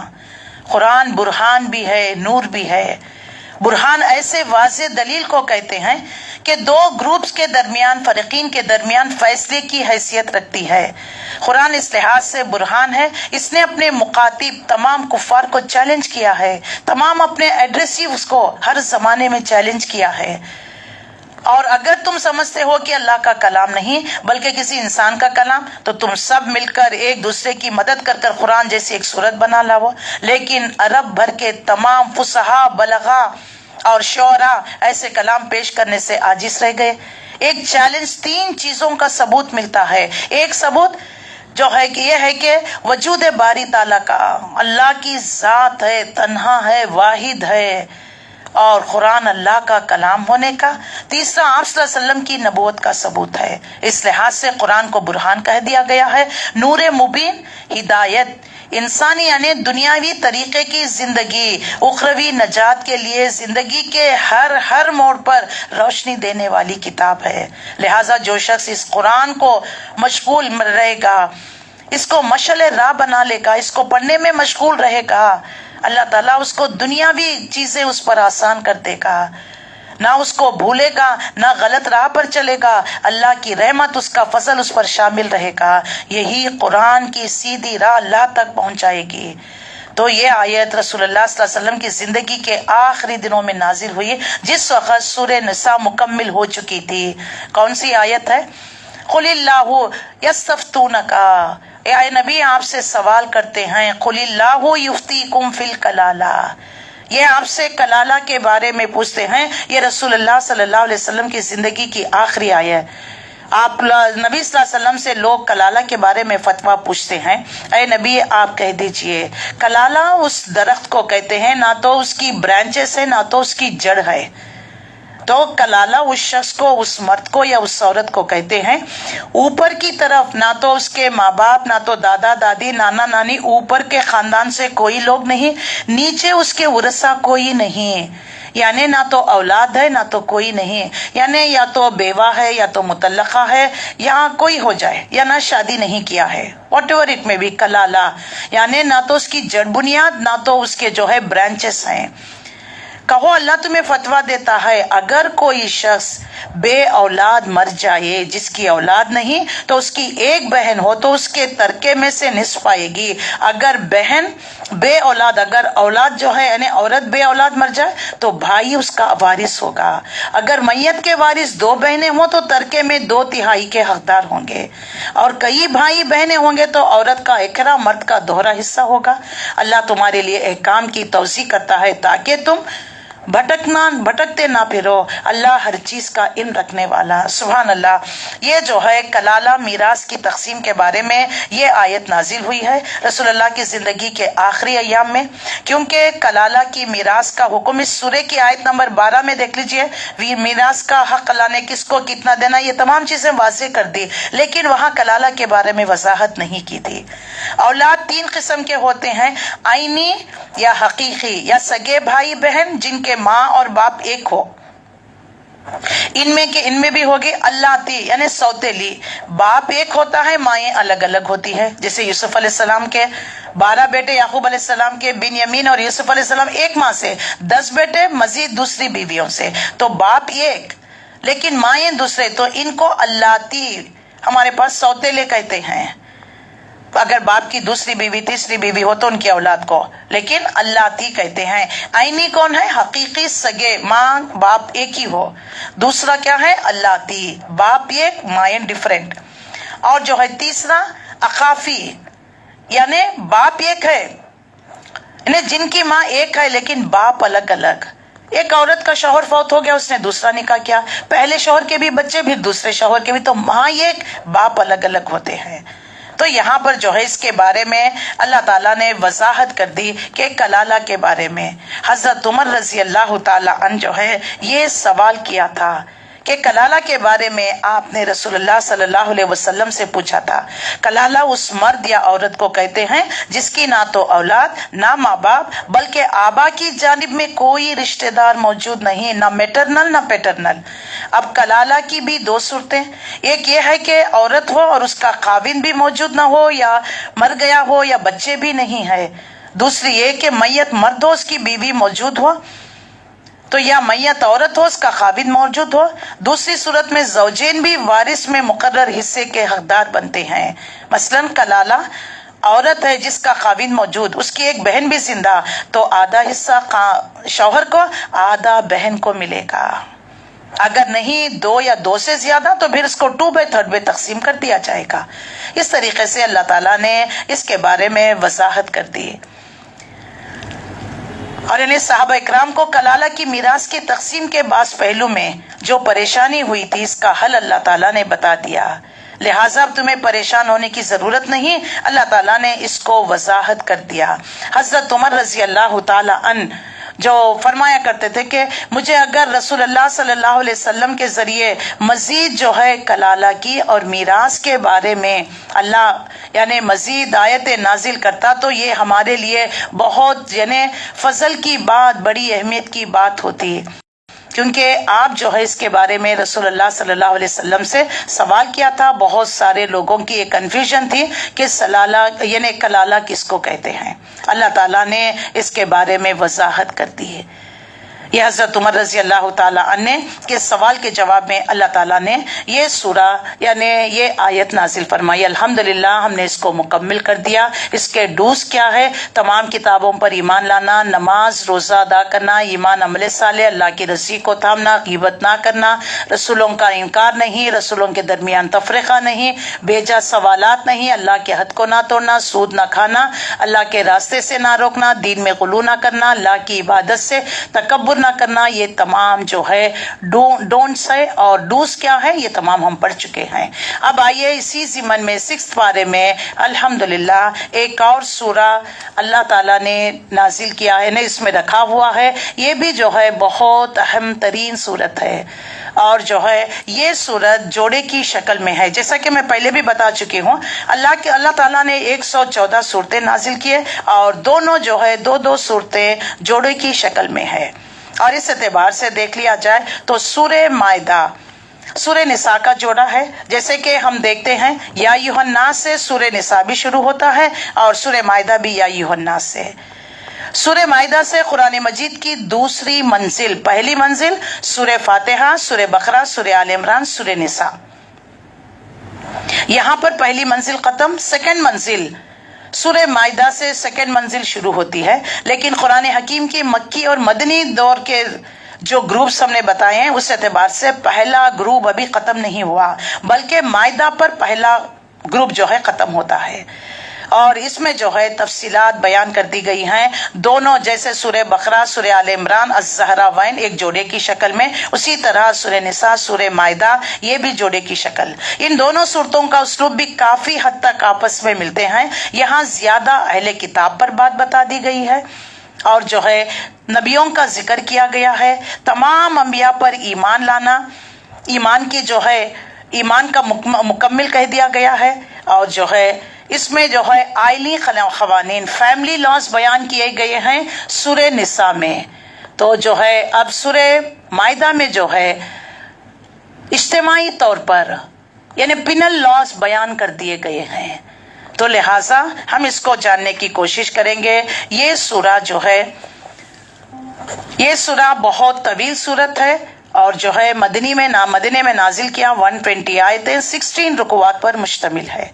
سورہ کے اگر جس پر خلاصے پر نظر ڈالا جائے تو یہ باتیں ہمیں پتہ چلتی ہے 6 ہجری میں جب صلح حدیبیہ پیش آیا، اس کے بعد سے لے کر یہ سورہ جو ہے 9 ہجری تک نازل کیے گئے ہیں، اور ذی قعدہ 6 ہجری کا واقعہ رسول اللہ جب 14 مسلمانوں کو لے کر عمرہ کرنے کے لیے نکلے، لیکن مشرکین مکہ نے روک دیا آپ کو، یعنی آپ کو جو ہے عمرہ کرنے نہیں دیا، اس کے ضمن میں اس کے نتیجے میں ایک ٹریٹی سائن کی گئی جس کو صلح حدیبیہ کے نام سے مشہور ہے۔ اس میں نبی صلی اللہ علیہ وسلم اس سال نہیں آئندہ سال عمرہ کے لیے آئیں گے، 10 سال تک جنگ بند رہے گی، یہ تمام جو ہے ٹریٹی میں سائن پائی گئی، اور لہٰذا یہ مدنی دور کا صورت ہے۔ اور مدنی دور کی بڑی صورتیں سورہ بقرہ، سورہ آل عمران، سورہ نساء، تو سورہ مائدہ، اور جو ہے اس میں سورہ نساء میں فیملی لاس، تو یہاں پر جو ہے قوانین اسلامی ریاست کے پینل کوڈ کے بارے میں، جرائم کے بارے میں یہاں پر قوانین لاس ہمیں بتا دیے گئے ہیں، اور زیادہ سے زیادہ حصہ حلال اور حرام کے بارے میں ہے۔ مسلمانوں کو مذہبی اور تمدنی سیاسی زندگی کے مطابق مزید احکامات اور ہدایت دے دیے گئے ہیں، اور سفر حج کے آداب بتا دیے گئے ہیں۔ نمبر 3 شاعر اللہ کا احترام کرنا ہے، اور جو ہے حدود سے تجاوز نہیں کرنا ہے، اور کھانے پینے کی چیزوں کے بارے میں اب کیونکہ دیکھ لیجئے سورہ مائدہ 9 ہجری میں فائنلائز ہو رہے ہیں اس کے احکامات، تو لہٰذا اس میں یہاں پر وضاحت کر دی گئی کہ اب جو ہے فائنلائز ہو رہا ہے دین، اب اس میں کوئی گنجائش نہیں، اور اللہ تعالیٰ نے اور شراب کو، جوے کو حرام قرار دے دیا، اور مزید فائنلائز کر دیا جا رہا تھا، ان میں ان باتوں کو فائنلائز کر دیا جا رہا تھا جو شریعت میں قانون کی حیثیت اختیار کرنے والی تھی۔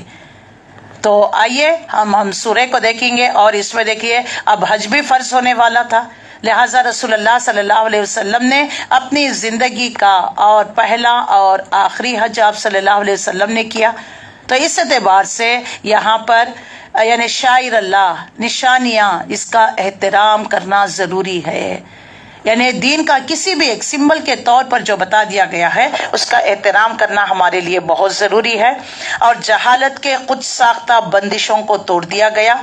نمبر 6 اہل کتاب کے ساتھ ساتھ کھانے پینے، ان کی عورتوں سے نکاح کرنے کی وقتی ضرورت کے تحت ان کے لیے اجازت دے دی گئی۔ نمبر 8 وضو، غسل، تیمم کے قاعدے مقرر کر دیے گئے۔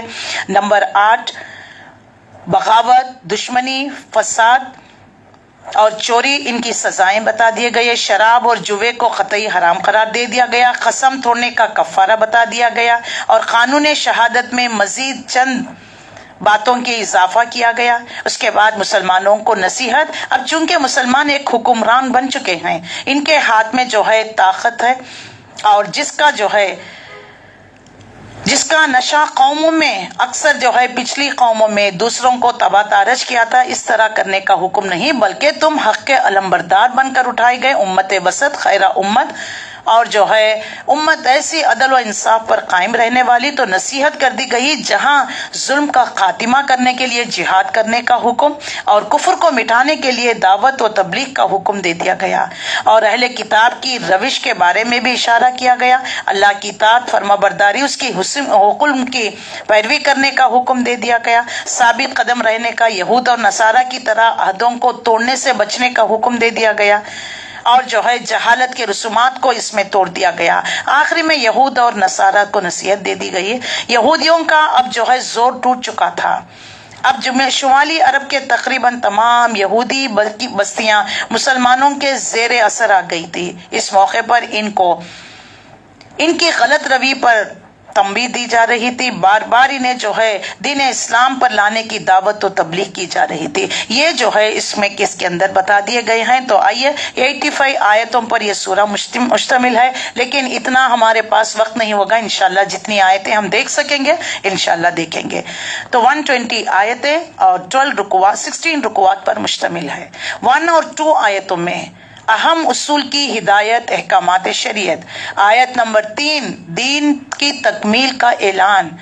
آیت نمبر 4 اور 5 میں اللہ نے پاکیزہ چیزیں حلال فرمائی۔ آیت نمبر 6 وضو کے فرائض۔ نمبر 7 شریعت ایک نعمت ہے، کلمہ طیبہ ایک عہد ہے۔ 8 سے لے کر 10 تک عدل کے علمبردار، انصاف کے علمبردار بنو۔ 19 میں اللہ تعالیٰ نے 8 سے لے کر 10 تک اس کی وضاحت کر دی گئی ہے۔ پھر جو ہے 19 آیت میں اہل کتاب کے لیے اتمام حجت، 20 to 24 پھر بنی اسرائیل کا شریعت کے لیے قتال سے انکار، 25-26 موسیٰ علیہ السلام کی بزدل قوم کے خلاف بددعا، 27 قربانی یعنی حابل اور قابل کا قصہ، 28 سے 31 اور جو ہے حضرت جو ہے انہیں حابل کا حکیمانہ واز اور شہادت، اور اس کے بعد 32 انسانی جان کی حرمت، اور 33-34 دہشت گردی سے، ٹیررزم سے منع کر دیا گیا، 35 اللہ کی قربت وسیلہ حاصل کرنے کا طریقہ، 36 کافر جہنم سے نہیں نکلیں گے، 38 to 40 چوری کے جرم کے لیے سزا، 41 to 43 زبان سے ایمان کا اظہار لیکن دل اس کا انکار، منافقت، 44 شریعت کے مطابق فیصلہ نہ کرنے والے کافر، شریعت کے مطابق فیصلہ نہ کرنے والے ظالم، 46 and 47 شریعت کے مطابق فیصلہ نہ کرنے والے فاسق، 48-49 خواہشات کی پیروی نہ کرو، شریعت نافذ کرو۔ آیت نمبر 50 عادلانہ شریعت یا ظالمانہ جاہلیت، 51 to 53 عیسائی اور یہودی کو دوست نہ بناؤ، اللہ کے محبوب بندوں کی صفات 54 میں، اور 55 to 56 اہل ایمان کے حقیقی دوست کون ہے، 57 to 60 دین اسلام کا مذاق اڑانے والوں کو دوست نہ بناؤ، 61 to 64 یہود کے شرمناک جرائم، 65-67 نفاذ یعنی پروٹیکشن آف شریعت برکت ہے، 67 قرآن کی تبلیغ، اور 68 شریعت نافذ کرنے والوں کو اللہ کی نگاہ میں، نہ کرنے والوں کو اللہ کی نگاہ میں کوئی عزت نہیں، 69 کسی گروہ سے نجات آخرت کی نجات کے لیے کافی نہیں، 71 شریعت کے بجائے خواہشات نفس کی جو پیروی کرتا ہے، 72 سے 77 شرک کرنے والے پر جنت حرام، اور 78 to 81 بنی اسرائیل کی نافرمانیوں پر نبیوں نے، پیغمبروں نے لعنت کی، 82 to 86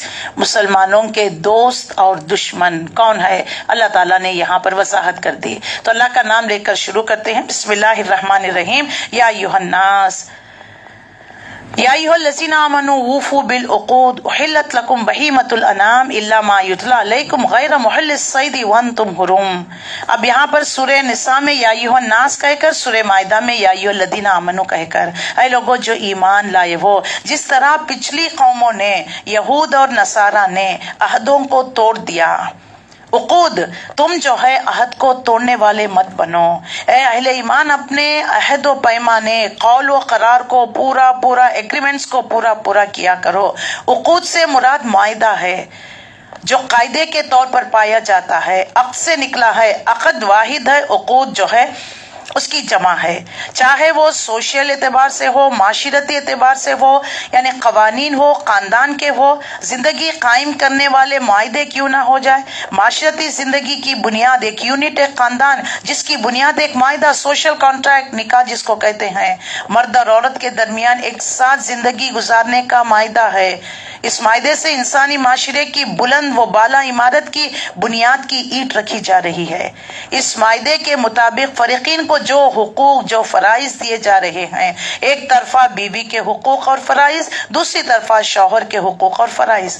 بڑے بڑے کاروباروں میں بھی دیکھ لیجئے معاہدات ہوتے ہیں، کانٹریکٹس ہوتے ہیں، تو اسی لیے ان کو جو ہے حکومت کی سطح پر ہوتے ہیں اور اداروں کی سطح پر، یعنی جو ہے مدرسوں کی سطح پر، ہر اعتبار سے تو ان عہدوں کی پیمانے پر برقرار رکھا کرو، ان عہدوں کو توڑو نہیں۔ اللہ کے رسول صلی اللہ علیہ وسلم کی واضح حدیث سے پتہ چلتا ہے، آپ صلی اللہ علیہ وسلم نے فرمایا کہ جو عہد تم کر چکے ہو اس کو پورا نبھایا کرو، عہد کو توڑنا منافقانہ صفت ہے، تو لہٰذا ہمیں عہدوں کو پورا کرنا۔ ایک عہد ہم روحوں کے عالم میں الست بربکم قالوا بلا شہیدنا، یہ ہمارے تحت شعور میں ڈال دیا گیا ہے، ہم اللہ سے عہد کر کر آئے ہیں، اب اللہ کو چھوڑ کر غیر اللہ کو پکارنا ہم عہدوں کو توڑ رہے ہیں۔ اسی طرح شوہر بیوی کے درمیان، اولاد ماں باپ کے درمیان، بھائی بھائی کے درمیان، بھائی بہنوں کے درمیان، پڑوسی کے درمیان ایک دوسرے پر یہ حق بنتا ہے۔ مسلمان کا مسلمان پر 6 حق ہیں، سلام کرے تو جواب دینا، دعوت دی جائے تو قبول کرنا، جنازے میں شرکت کرنا اور اس کی بھلائی چاہنا، اس کو نقصان نہ پہنچانا، بہت سارے ہیں نا، چھینکے تو جو ہے الحمدللہ کہے تو یرحمک اللہ کہنا، یہ سب مسلمان کے مسلمان پر حق بنتے ہیں۔ اس کو نہ نبھانا یہ جو ہے عقود کو توڑنے کے برابر ہے۔ اس کے بعد میں جو ہے حلال اور حرام کی تمیز بتا دی گئی ہے۔ تمہارے لیے مویشی کی قسم کے سب جانور حلال کیے گئے ہیں سوائے ان کے جو جن پر آگے جا کر تمہیں بتا دیا جائے گا، لیکن احرام کی حالت میں شکار کو تمہارے لیے حرام قرار دے دیا گیا ہے۔ اب یہاں پر کیونکہ 6 ہجری میں دیکھ لیجئے صحابہ اکرام جو ہے عمرہ کے لیے جایا کرتے تھے، احرام باندھے ہوئے تھے اور جانور بھی ساتھ لے کر گئے تھے، ان کے گلوں میں پٹھے ڈال دیے گئے تھے علامت کے طور پر، اور جو ہے تو شکار میں احرام کی حالت میں شکار نہ کرنا۔ احرام کی حالت میں جب انسان آتا ہے کچھ پابندیاں عائد ہو جاتی ہے، خوشبو نہیں لگائے گا، شکار نہیں، گالی گلوچ نہیں ہے، ایک روحانی لباس وہ اختیار کر لیتا ہے، تو اس طرح منع کر دیا گیا کہ جو ہے شکار نہیں، شکاری کو شکار کا پتہ بھی نہیں دینا ہے۔ تمہارے لیے حلال کر دیے گئے ہیں مویشی قسم کے تمام حیوانات جو گھاس پھوس کھاتے ہیں، وہ جانور تمہارے لیے حلال ہے، اور جو چیتا، ببر، جن کے نوکیلے جو ہے دانت ہوتے ہیں، پنجے ہوتے ہیں، وہ تمام جو ہے جانور تمہارے لیے حرام ہے، جن کا حکم اللہ نے سورہ الانعام میں بھی واضح کر دیا ہے۔ یعنی باقی مویشی قسم کے جانور ہیں، یعنی جو ہے مثلا جو ہے شیر ہے، چیتا، ببر ہے، وحشی، وہ حلال نہیں ہے۔ ہرن، نیل گائے اور اس طرح کے جانور جو عام طور پر گوشت خور نہیں ہوتے، یعنی وہ کسی جانور کو چیر پھاڑ کر نہیں کھاتے، وہ تمہارے لیے جائز ہے۔ اور یہ جائز کرتے ہوئے شکار کو جب احرام کی حالت میں تم پر حرام کر دیا گیا ہے، بے شک اللہ تمہیں حکم دیتا ہے جو چاہتا ہے، یہ اللہ کا اختیار ہے، وہ جو چاہتا ہے فیصلہ کرتا ہے، جو چاہتا ہے حکم دیتا ہے۔ پھر دوسری آیت میں یا ایھا الذین آمنوا لا تحلوا شعائر اللہ ولا الشہر الحرام، اہل ایمان مت بے حرمتی کرو اللہ کی شاعر اللہ کو۔ شاعر کی جمع شعار ہے، شعیر کی جمع شاعر ہے، یعنی کسی بھی جماعت کا، مدرسے کا لوگو ہوتا ہے نا، سمبل جو ہوتا ہے، اس کے بارے میں وضاحت کر دی گئی ہے۔ اللہ کی شاعر اللہ، جسے دیکھ کر اللہ یاد آ جائے، ان کی بے حرمتی چاہے کسی قوم کا ہو جائے، کسی مذہب کا ہو جائے، کسی دین کا کیوں نہ ہو جائے، ہر وہ جو چیز کسی مسلک یا عقیدے، طرز فکر، نظام، اس کا شاعر کہلاتا ہے۔ یہ علامت نشانی کا کام کرتا ہے۔ سرکار کے جھنڈے ہیں، فوج ہے، پولیس ہے، فلیگ ہے، یونیفارم ہے، سکے ہیں، نوٹ ہیں، یہ سب حکومت کے شاعر ہیں، یہ جس سے جو ہے حکومت کے بارے میں پہچان ہوتی ہے، ان کا احترام کرنا ہے۔ اور اسی طریقے سے یعنی کوئی چرچ ہے، قربان گاہ ہے، صلیب ہے، یہ مسیحیت کا شاعر ہے، چوٹی ہے اور جو ہے مندر ہے، یہ برہمنت کی شاعر ہے، اور اسی طریقے سے دیکھ لیجئے اللہ تعالیٰ دین کا شاعر کیا ہے، انہیں مسجد ہے، مینار ہے، اذاں ہے، یہ سب شاعر اللہ میں شمار کیا جاتا ہے، تو ان کی بے حرمتی نہ کیا کرو۔ اللہ تعالیٰ ان کا احترام کرنے کا حکم دیتا ہے۔ دین اسلام بہترین دین ہے کہ اللہ تعالیٰ نے صرف اپنے دین کا نہیں، دوسرے ادیان کا بھی لحاظ رکھنے کا، احترام کرنے کا حکم دے دیا ہے، اور جو ہے احرام کی حالت میں شکار کرنے سے منع کر دیا گیا ہے کہ احرام کی حالت میں ہو تو تم پر کچھ چیزیں پابند ہو جاتی ہیں، ان پر جو ہے وہ چیزیں تم پر حرام کر دی گئی ہے۔ اس کے بعد تیسری آیت میں حرمت علیکم، تم پر حرام کر دیے گئے ہیں، یہاں پر حرام کی فہرست اللہ تعالیٰ گنا رہا ہے، تم پر وہ تمام چیزیں حرام کر دی گئی ہے، یعنی مردار، خون، خنزیر، وہ جانور جو اللہ کے سوا کسی اور کا نام لے کر ذبح کیا گیا، اور مزید ان کی جو ہے ایکسپلینیشن کی گئی، وہ جانور جو گلا گھٹ کر یا چوٹ کھا کر یا بلندی سے گر کر یا ٹکر کھا کر مر جائے یا کسی درندے نے اس کو پھاڑا ہو، سو اس کی جس سے تم نے زندہ پا کر ذبح کر لیا تم کھا سکتے ہیں، اگر تم جانے تک اگر وہ مر گیا تو پھر تمہارے لیے حرام۔ تو اس پر جو ہے اہل کتاب مذاق اڑایا کرتے، اپنے ہاتھوں سے ذبح کیا وہ حلال ہے، اگر وہ خود مر جائے، طبعی موت آ جائے، وہ حرام۔ یہ کیسا دین ہے؟ تو اللہ تعالیٰ وضاحت کرتا ہے۔ اور کیا چیزیں تمہارے لیے حرام؟ وما ذبح علی النصب، اور وہ جو کسی آستانے پر، خبروں پر، شیخ عبد القادر جیلانی کے نام پر، پیران پیر، غوث الاعظم دستگیر کے نام پر، آستانوں پر، خبروں پر جا کر نظر، نیاز، 11ویں 12ویں بچے کا جو ہے بال نکالنا، منت مرادیں جو مانگتے ہیں نا، ہمارے گھر کے یہ پیر ہیں، یہ فلانے مرشد ہیں، فلانی خبر پر جا کر، یہ سب آستانے پر ذبح کیا گئے ہوئے جانور بھی حرام ہے۔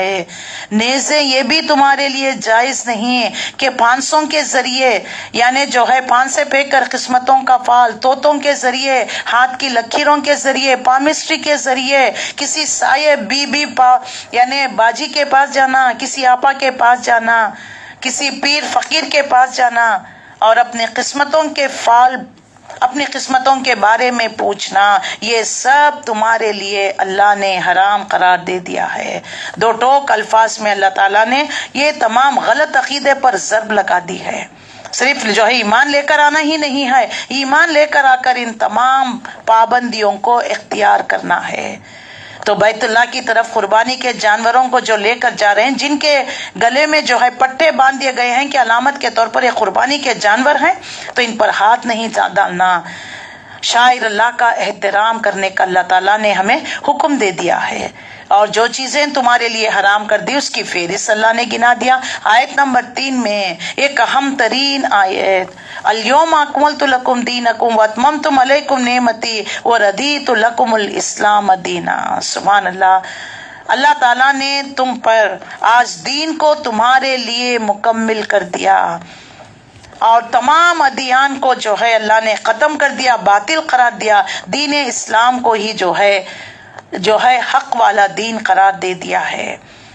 تو لہٰذا یہ آیت رسول اللہ صلی اللہ علیہ وسلم پر اس وقت نازل کی گئی جب آپ صلی اللہ علیہ وسلم حجۃ الوداع میں حج کے ارکان ادا کر رہے تھے۔ اس وقت یہ جو ہے اللہ تعالیٰ نے آپ صلی اللہ علیہ وسلم پر یہ آیت نازل فرمائی، اور حضرت عمر رضی اللہ تعالیٰ عنہ کے پاس ایک یہودی آ کر کہنے لگا کہ اگر ہمارے درمیان وہ آیت نازل کی جاتی تو ہم اس کو عید کا دن مناتے۔ تو حضرت عمر رضی اللہ تعالی عنہ نے فرمایا کہ مجھے اچھی طرح یاد ہے یہ آیت کب نازل کی گئی، یعنی وہ عید کا موقع تھا، اس وقت عید الاضحیٰ کے دن رسول اللہ صلی اللہ علیہ وسلم آپ خطبہ ارشاد فرما رہے تھے، اللہ تعالیٰ نے دین کی تکمیل کی خوشخبری دے دی۔ اور دین کی تکمیل کا مطلب کیا ہے؟ شریعت، تمام اصول، تمام لاز اور ہدایت کا سامان اللہ کی طرف سے جو نازل کردہ رسول اللہ صلی اللہ علیہ وسلم تمام مسلمانوں کے سامنے پیش فرمایا، جس کا مطلب یہ ہے کہ اس کے بعد مسلمانوں کو زندگی گزارنے کے معاملہ میں کوئی کج روی، کوئی جو ہے ڈاؤٹ، کوئی شک نہ رہے، اور اصول اسلام کے بارے میں بتا دیا گیا۔ جتنے بھی ازمس آئے، سوشلزم، سیکولرزم، سب اپنی آپ موت مر گئے، لیکن اللہ نے انسانوں پر بالخصوص مسلمانوں پر سب سے بڑی نعمت دین اسلام، اس نے مسلمانوں کو ایسی جامع ہدایت احکامات عطا فرمائے ہیں جس سے دنیا کی زندگی بھی کامیاب خوشگوار ہوتی ہے، اخروی نجات بھی حاصل ہوتی ہے، اور دوسروں کا دست نگرانی بھی نہیں بننا پڑتا۔ یعنی جس طرح کائنات کی تمام چیزیں اللہ کے حکم کے سامنے چون چرا تسلیم کم ہے، اسی طرح انسان بھی اختیار رکھنے کے باوجود اللہ کے حکم کے سامنے سر تسلیم کم۔ تو لہٰذا دین کی تکمیل، یہود کعب بن احبار حضرت عمر رضی اللہ تعالیٰ عنہ سے کہنے لگے تم یہ کیسی آیت پڑھتے ہو کہ اگر وہ آیت ہم یہودیوں پر نازل ہوتی تو اس دن ہم عید کا دن، جشن کا دن مناتے۔ حضرت عمر رضی اللہ تعالیٰ نے جواب دیا یہ آیت کب اور کہاں اتری، اس وقت آپ صلی اللہ علیہ وسلم کہاں تشریف رکھتے ہیں یہ مجھے پتا ہے۔ یہ آیت عرفے کے دن اتری، اللہ کی قسم ہم اس وقت عرفات میں تھے اور رسول اللہ نے اس آیت کو پڑھ کر سنایا۔ حضرت جابر فرماتے ہیں کہ آپ 9 سال تک مدینے میں رہے مگر حج نہیں کیا، پھر 10ویں سال آپ صلی اللہ علیہ وسلم نے لوگوں میں اعلان کرا دیا کہ آپ حج کے لیے روانہ ہوئے ہیں، لہٰذا بہت سے لوگ آپ کے ساتھ مدینے سے نکلے حج کرنے کے لیے۔ اور اس کے بعد جو ہے آپ صلی اللہ علیہ وسلم نے، اللہ تعالیٰ نے یہ آیت نازل فرمائی، آپ صلی اللہ علیہ وسلم نے لوگوں کو یہ آیت پڑھ کر سنائی، الیوم اکملت لکم دینکم واتممت علیکم نعمتی وردیت لکم الاسلام دینا، آج میں نے تم پر اپنی نعمت کو تمام کر دی، دین اسلام بحیثیت دین شریعت میں نے پسند کر لیا ہے۔ تو بینگ اے مسلم ہماری ذمہ داری کہ اس شریعت کو ہمیں نافذ کرنا ہے اور ہمیں لوگوں کو دکھانا ہے، یہی میری اور آپ کی ذمہ داری۔ اسی کے لیے ہمیں ایک امت وسط خیر امت کی تشکیل کی دی گئی ہے۔ اس کے بعد پھر جو ہے حلال اور حرام کا ذکر اللہ تعالیٰ پھر آیتوں میں واضح کر رہا ہے۔ آج کافر جو ہے تم سے مایوس ہو گئے ہیں، آج وہ مایوسی اختیار کر چکے ہیں، اور یہ تمام جو ہے شیطانی فعل ہے، یعنی پامسٹری کے بارے میں، قسمتوں کے فال کے بارے میں، یعنی فالگیری کرنا، یہ مشرکانہ عقیدہ تھا۔ دیوی دیوتوں کے نام سے جو ہے تیر چلایا کرتے اور اس پر نام یعنی یس نو لکھا کرتا، یس ہوتا تو وہ کام کر گزرتے، نو تو پھر وہ کام نہ کرتے۔ آستانوں پر جانا، توہمات پرستی، فالگیری کرنا، جس کے زندگی کے معاملات کا فیصلہ عقل و فکر کے بجائے وہم سے، خیال سے اور جو ہے اس طرح پان سے پھینک کر کیا کرتے۔ جوے کی قسم جوے کھیلا کرتے تھے، جوے پر بڑا بڑا موٹی موٹی رقمیں باندھا کرتے تھے۔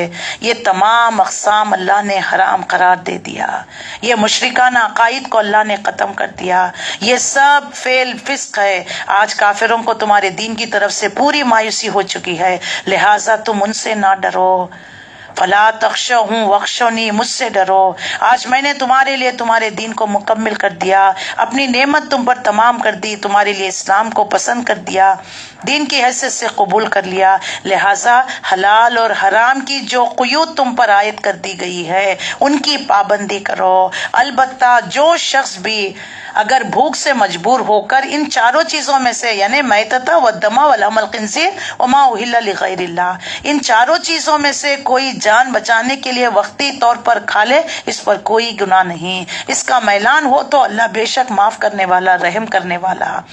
اور لوگ پوچھتے ہیں، آیت نمبر 4، یسألونک ماذا احل لہم، وہ آپ سے سوال کرتے ہیں اللہ نے کیا حلال کیا ہے، اے نبی آپ کہہ دیجئے حرام چیزیں تو بتا دیا نا، یہ 4 حرام کے علاوہ تمام چیزیں تمہارے لیے حلال ہے، تمہارے لیے احل لکم الطیبات، تمہارے لیے پاکیزہ چیزیں حلال کر دی گئی ہے۔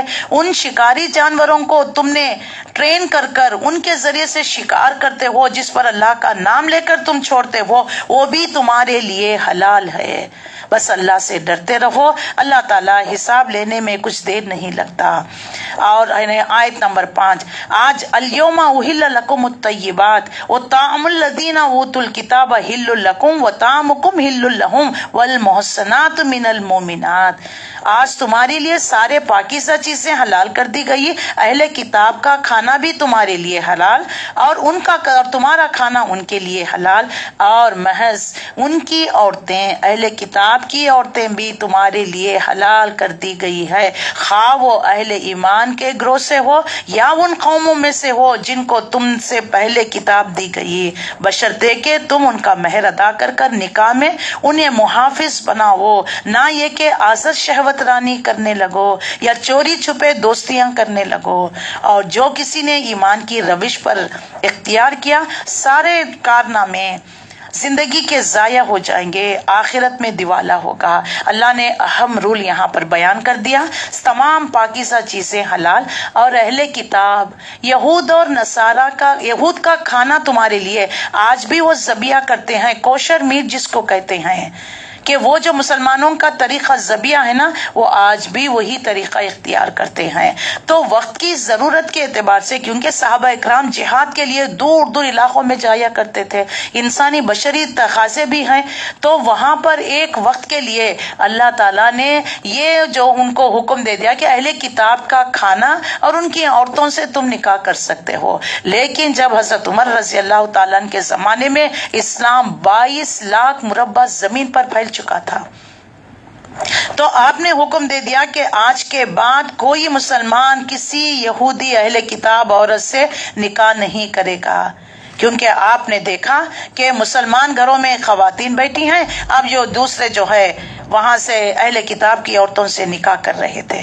तो ये वक्ती तौर पर जो कुछ रियायत दे दी गई, ये फाइनल नहीं है। अगर करते भी हैं तो जब डॉक्टर इस्तार अहमद से पूछा गया कि अहले किताब की औरतें क्या मुसलमानों के लिए हलाल, तो उन्होंने जवाब दिया कि आज भी अहले किताब में से सब बुरे नहीं, कुछ लोग आज भी ऐसे हैं, तौहीद परस्त हैं, अल्लाह के साथ किसी को भी जर्रा बराबर शरीक नहीं करते, ईमान नहीं लाए हैं, लेकिन उसके बावजूद अगर ये तमाम यानी तमाम रसूलों में तफरीका नहीं करते, रसूल अल्लाह पर भी ईमान लाए हुए हैं, अगर तो फिर ऐसी औरतों से निकाह जायज है। तौहीद परस्त हो तो उनसे कर सकते हैं, ये वक्ती जरूरत के तहत बता दिया गया है, और उनका खाना तुम्हारे लिए अल्लाह ताला ने हलाल कर दिया है। तो हजरत उमर रजी अल्लाह ताला ने पाबंदी आयत कर दी कि इसके बाद कोई निकाह नहीं करेगा। अब्दुल्ला बिन उमर रजी अल्लाह ताला अन्हु की राय थी, ईसाई औरत से निकाह करना जायज नहीं। आप फरमाते थे कि इससे बढ़कर और ज्यादा शिर्क क्या हो सकता है कि ईसाई औरत ये कहती है कि उसका रब ईसा है। अल्लाह ताला ने मुशरिक औरतों से निकाह करने से भी मना कर दिया है। अहले किताब में से भी जो है यहूदिया औरत से करने से जो है इजाजत दे दी गई है, तो उनको निकाह में रखकर मेहर अदा करना है, मुहस्सिनात के लिए, खिला बंद होने के लिए, दोस्तियां करने के लिए, दुनिया की फायदे के लिए उनसे जो है इस तरीके का मामला नहीं करना है। आयत नंबर 5 तक मैं अपनी बात को रोकती हूँ। कल इंशाअल्लाह अज़ीज़ आयत नंबर 6 वज़ू के फ़राइज़, उसकी फजीलत, इसके बारे में कल हम रोशनी डालेंगे। अल्लाह से दुआ है जो कुछ हम पढ़ रहे हैं अल्लाह ताला इस पर हम सबको अमल करने की तौफीक अता फरमाए। वमा अलैना इल्लल बलाग। यहाँ पर देख लीजिए, कुछ क्वेश्चंस हम दिया करते थे अल्हम्दुलिल्लाह, तो लास्ट टाइम भी मैं दिया करती थी, आपको इसके सवालात पूछे जाते थे। सूरह निसा हमारा मुकम्मिल हो चुका है, और 4th पारा, 5th पारा एंड 6th पारे, 4th एंड 5th पारे के भी आपको क्वेश्चंस दे दिए गए, कल ग्रुप्स में डाल दिए गए हैं, और जो भी इसके करेंगे इंशाअल्लाह अज़ीज़ उनको भी स्पेशल जो है यानी उनको स्पेशल सर्टिफिकेट दी जाएगी। सूरह बकरा की आयत की रोशनी में बताई गई किस कबीरा गुनाह पर अल्लाह और उसके रसूल की तरफ से ऐलान जंग है। बताइए, ये तो हो चुका है ना, इसके आंसर्स मैंने आपको नहीं बताया था। कत्ल नाहक, जिना, सूद, which is the correct answer? आप चाहे तो टाइप कर सकते हैं या नहीं है, आप में से कोई बता सकता है। बताइए कौन सा है? कत्ल नाहक, जिना, सूद, अल्लाह और उसके रसूल के साथ जंग है, तो सी है करेक्ट आंसर, ये नहीं जो है शारिया का करेक्ट है। मैं जबीन, कत्ल नाहक नहीं, सूद। सूद के बारे में देखिए सूरह बकरा में भी आया, सूरह आल इमरान में भी। सूरह आल इमरान आयत नंबर 28 की रोशनी में जवाब दीजिए कि मुसलमान यहूद और नसारा से कैसे नहीं कर सकते, क्या नहीं कर सकते? जंग, तिजारत, कल्बी दोस्ती। Which is the correct answer? क्या नहीं कर सकते? कल्बी दोस्ती, सी इज द करेक्ट आंसर। सूरह आल इमरान आयत नंबर 77 की रोशनी में जो लोग अल्लाह से बदअहदी करते हैं, इनके मुतालिक कितनी सजाओं का तस्किरा है। कितनी सजाओं का इसमें तस्करा किया गया है, जिक्र किया गया है? आयत नंबर 77। बताइए,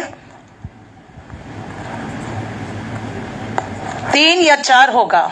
3 भी करेक्ट है, 4 भी, क्योंकि देख लीजिए, ला खलाका, अल्लाह ताला उनको हिस्सा नहीं देगा आखिरत में, एक होगी ला युकल्लिमुहुल्लाह, अल्लाह उनसे कलाम नहीं करेगा, व यंजुर, उनसे नजर उठाकर नहीं देखेगा, व युज़क्कीहिम, ना उनको पाक साफ करेगा। 4 है, 4 B is the correct answer. उसके बाद सूरह आल इमरान आयत नंबर 85 के जिक्र में, जिसने इस्लाम के अलावा किसी दूसरी जिंदगी को पसंद किया तो वो आखिरत में मनपसंद जिंदगी में होगा, नुकसान में होगा। कोई जवाब दुरुस्त नहीं। Which is the correct answer? नुकसान में होगा।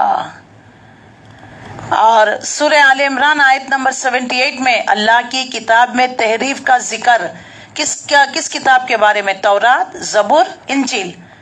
कौन सी किताब के बारे में आया? तौरात के बारे में।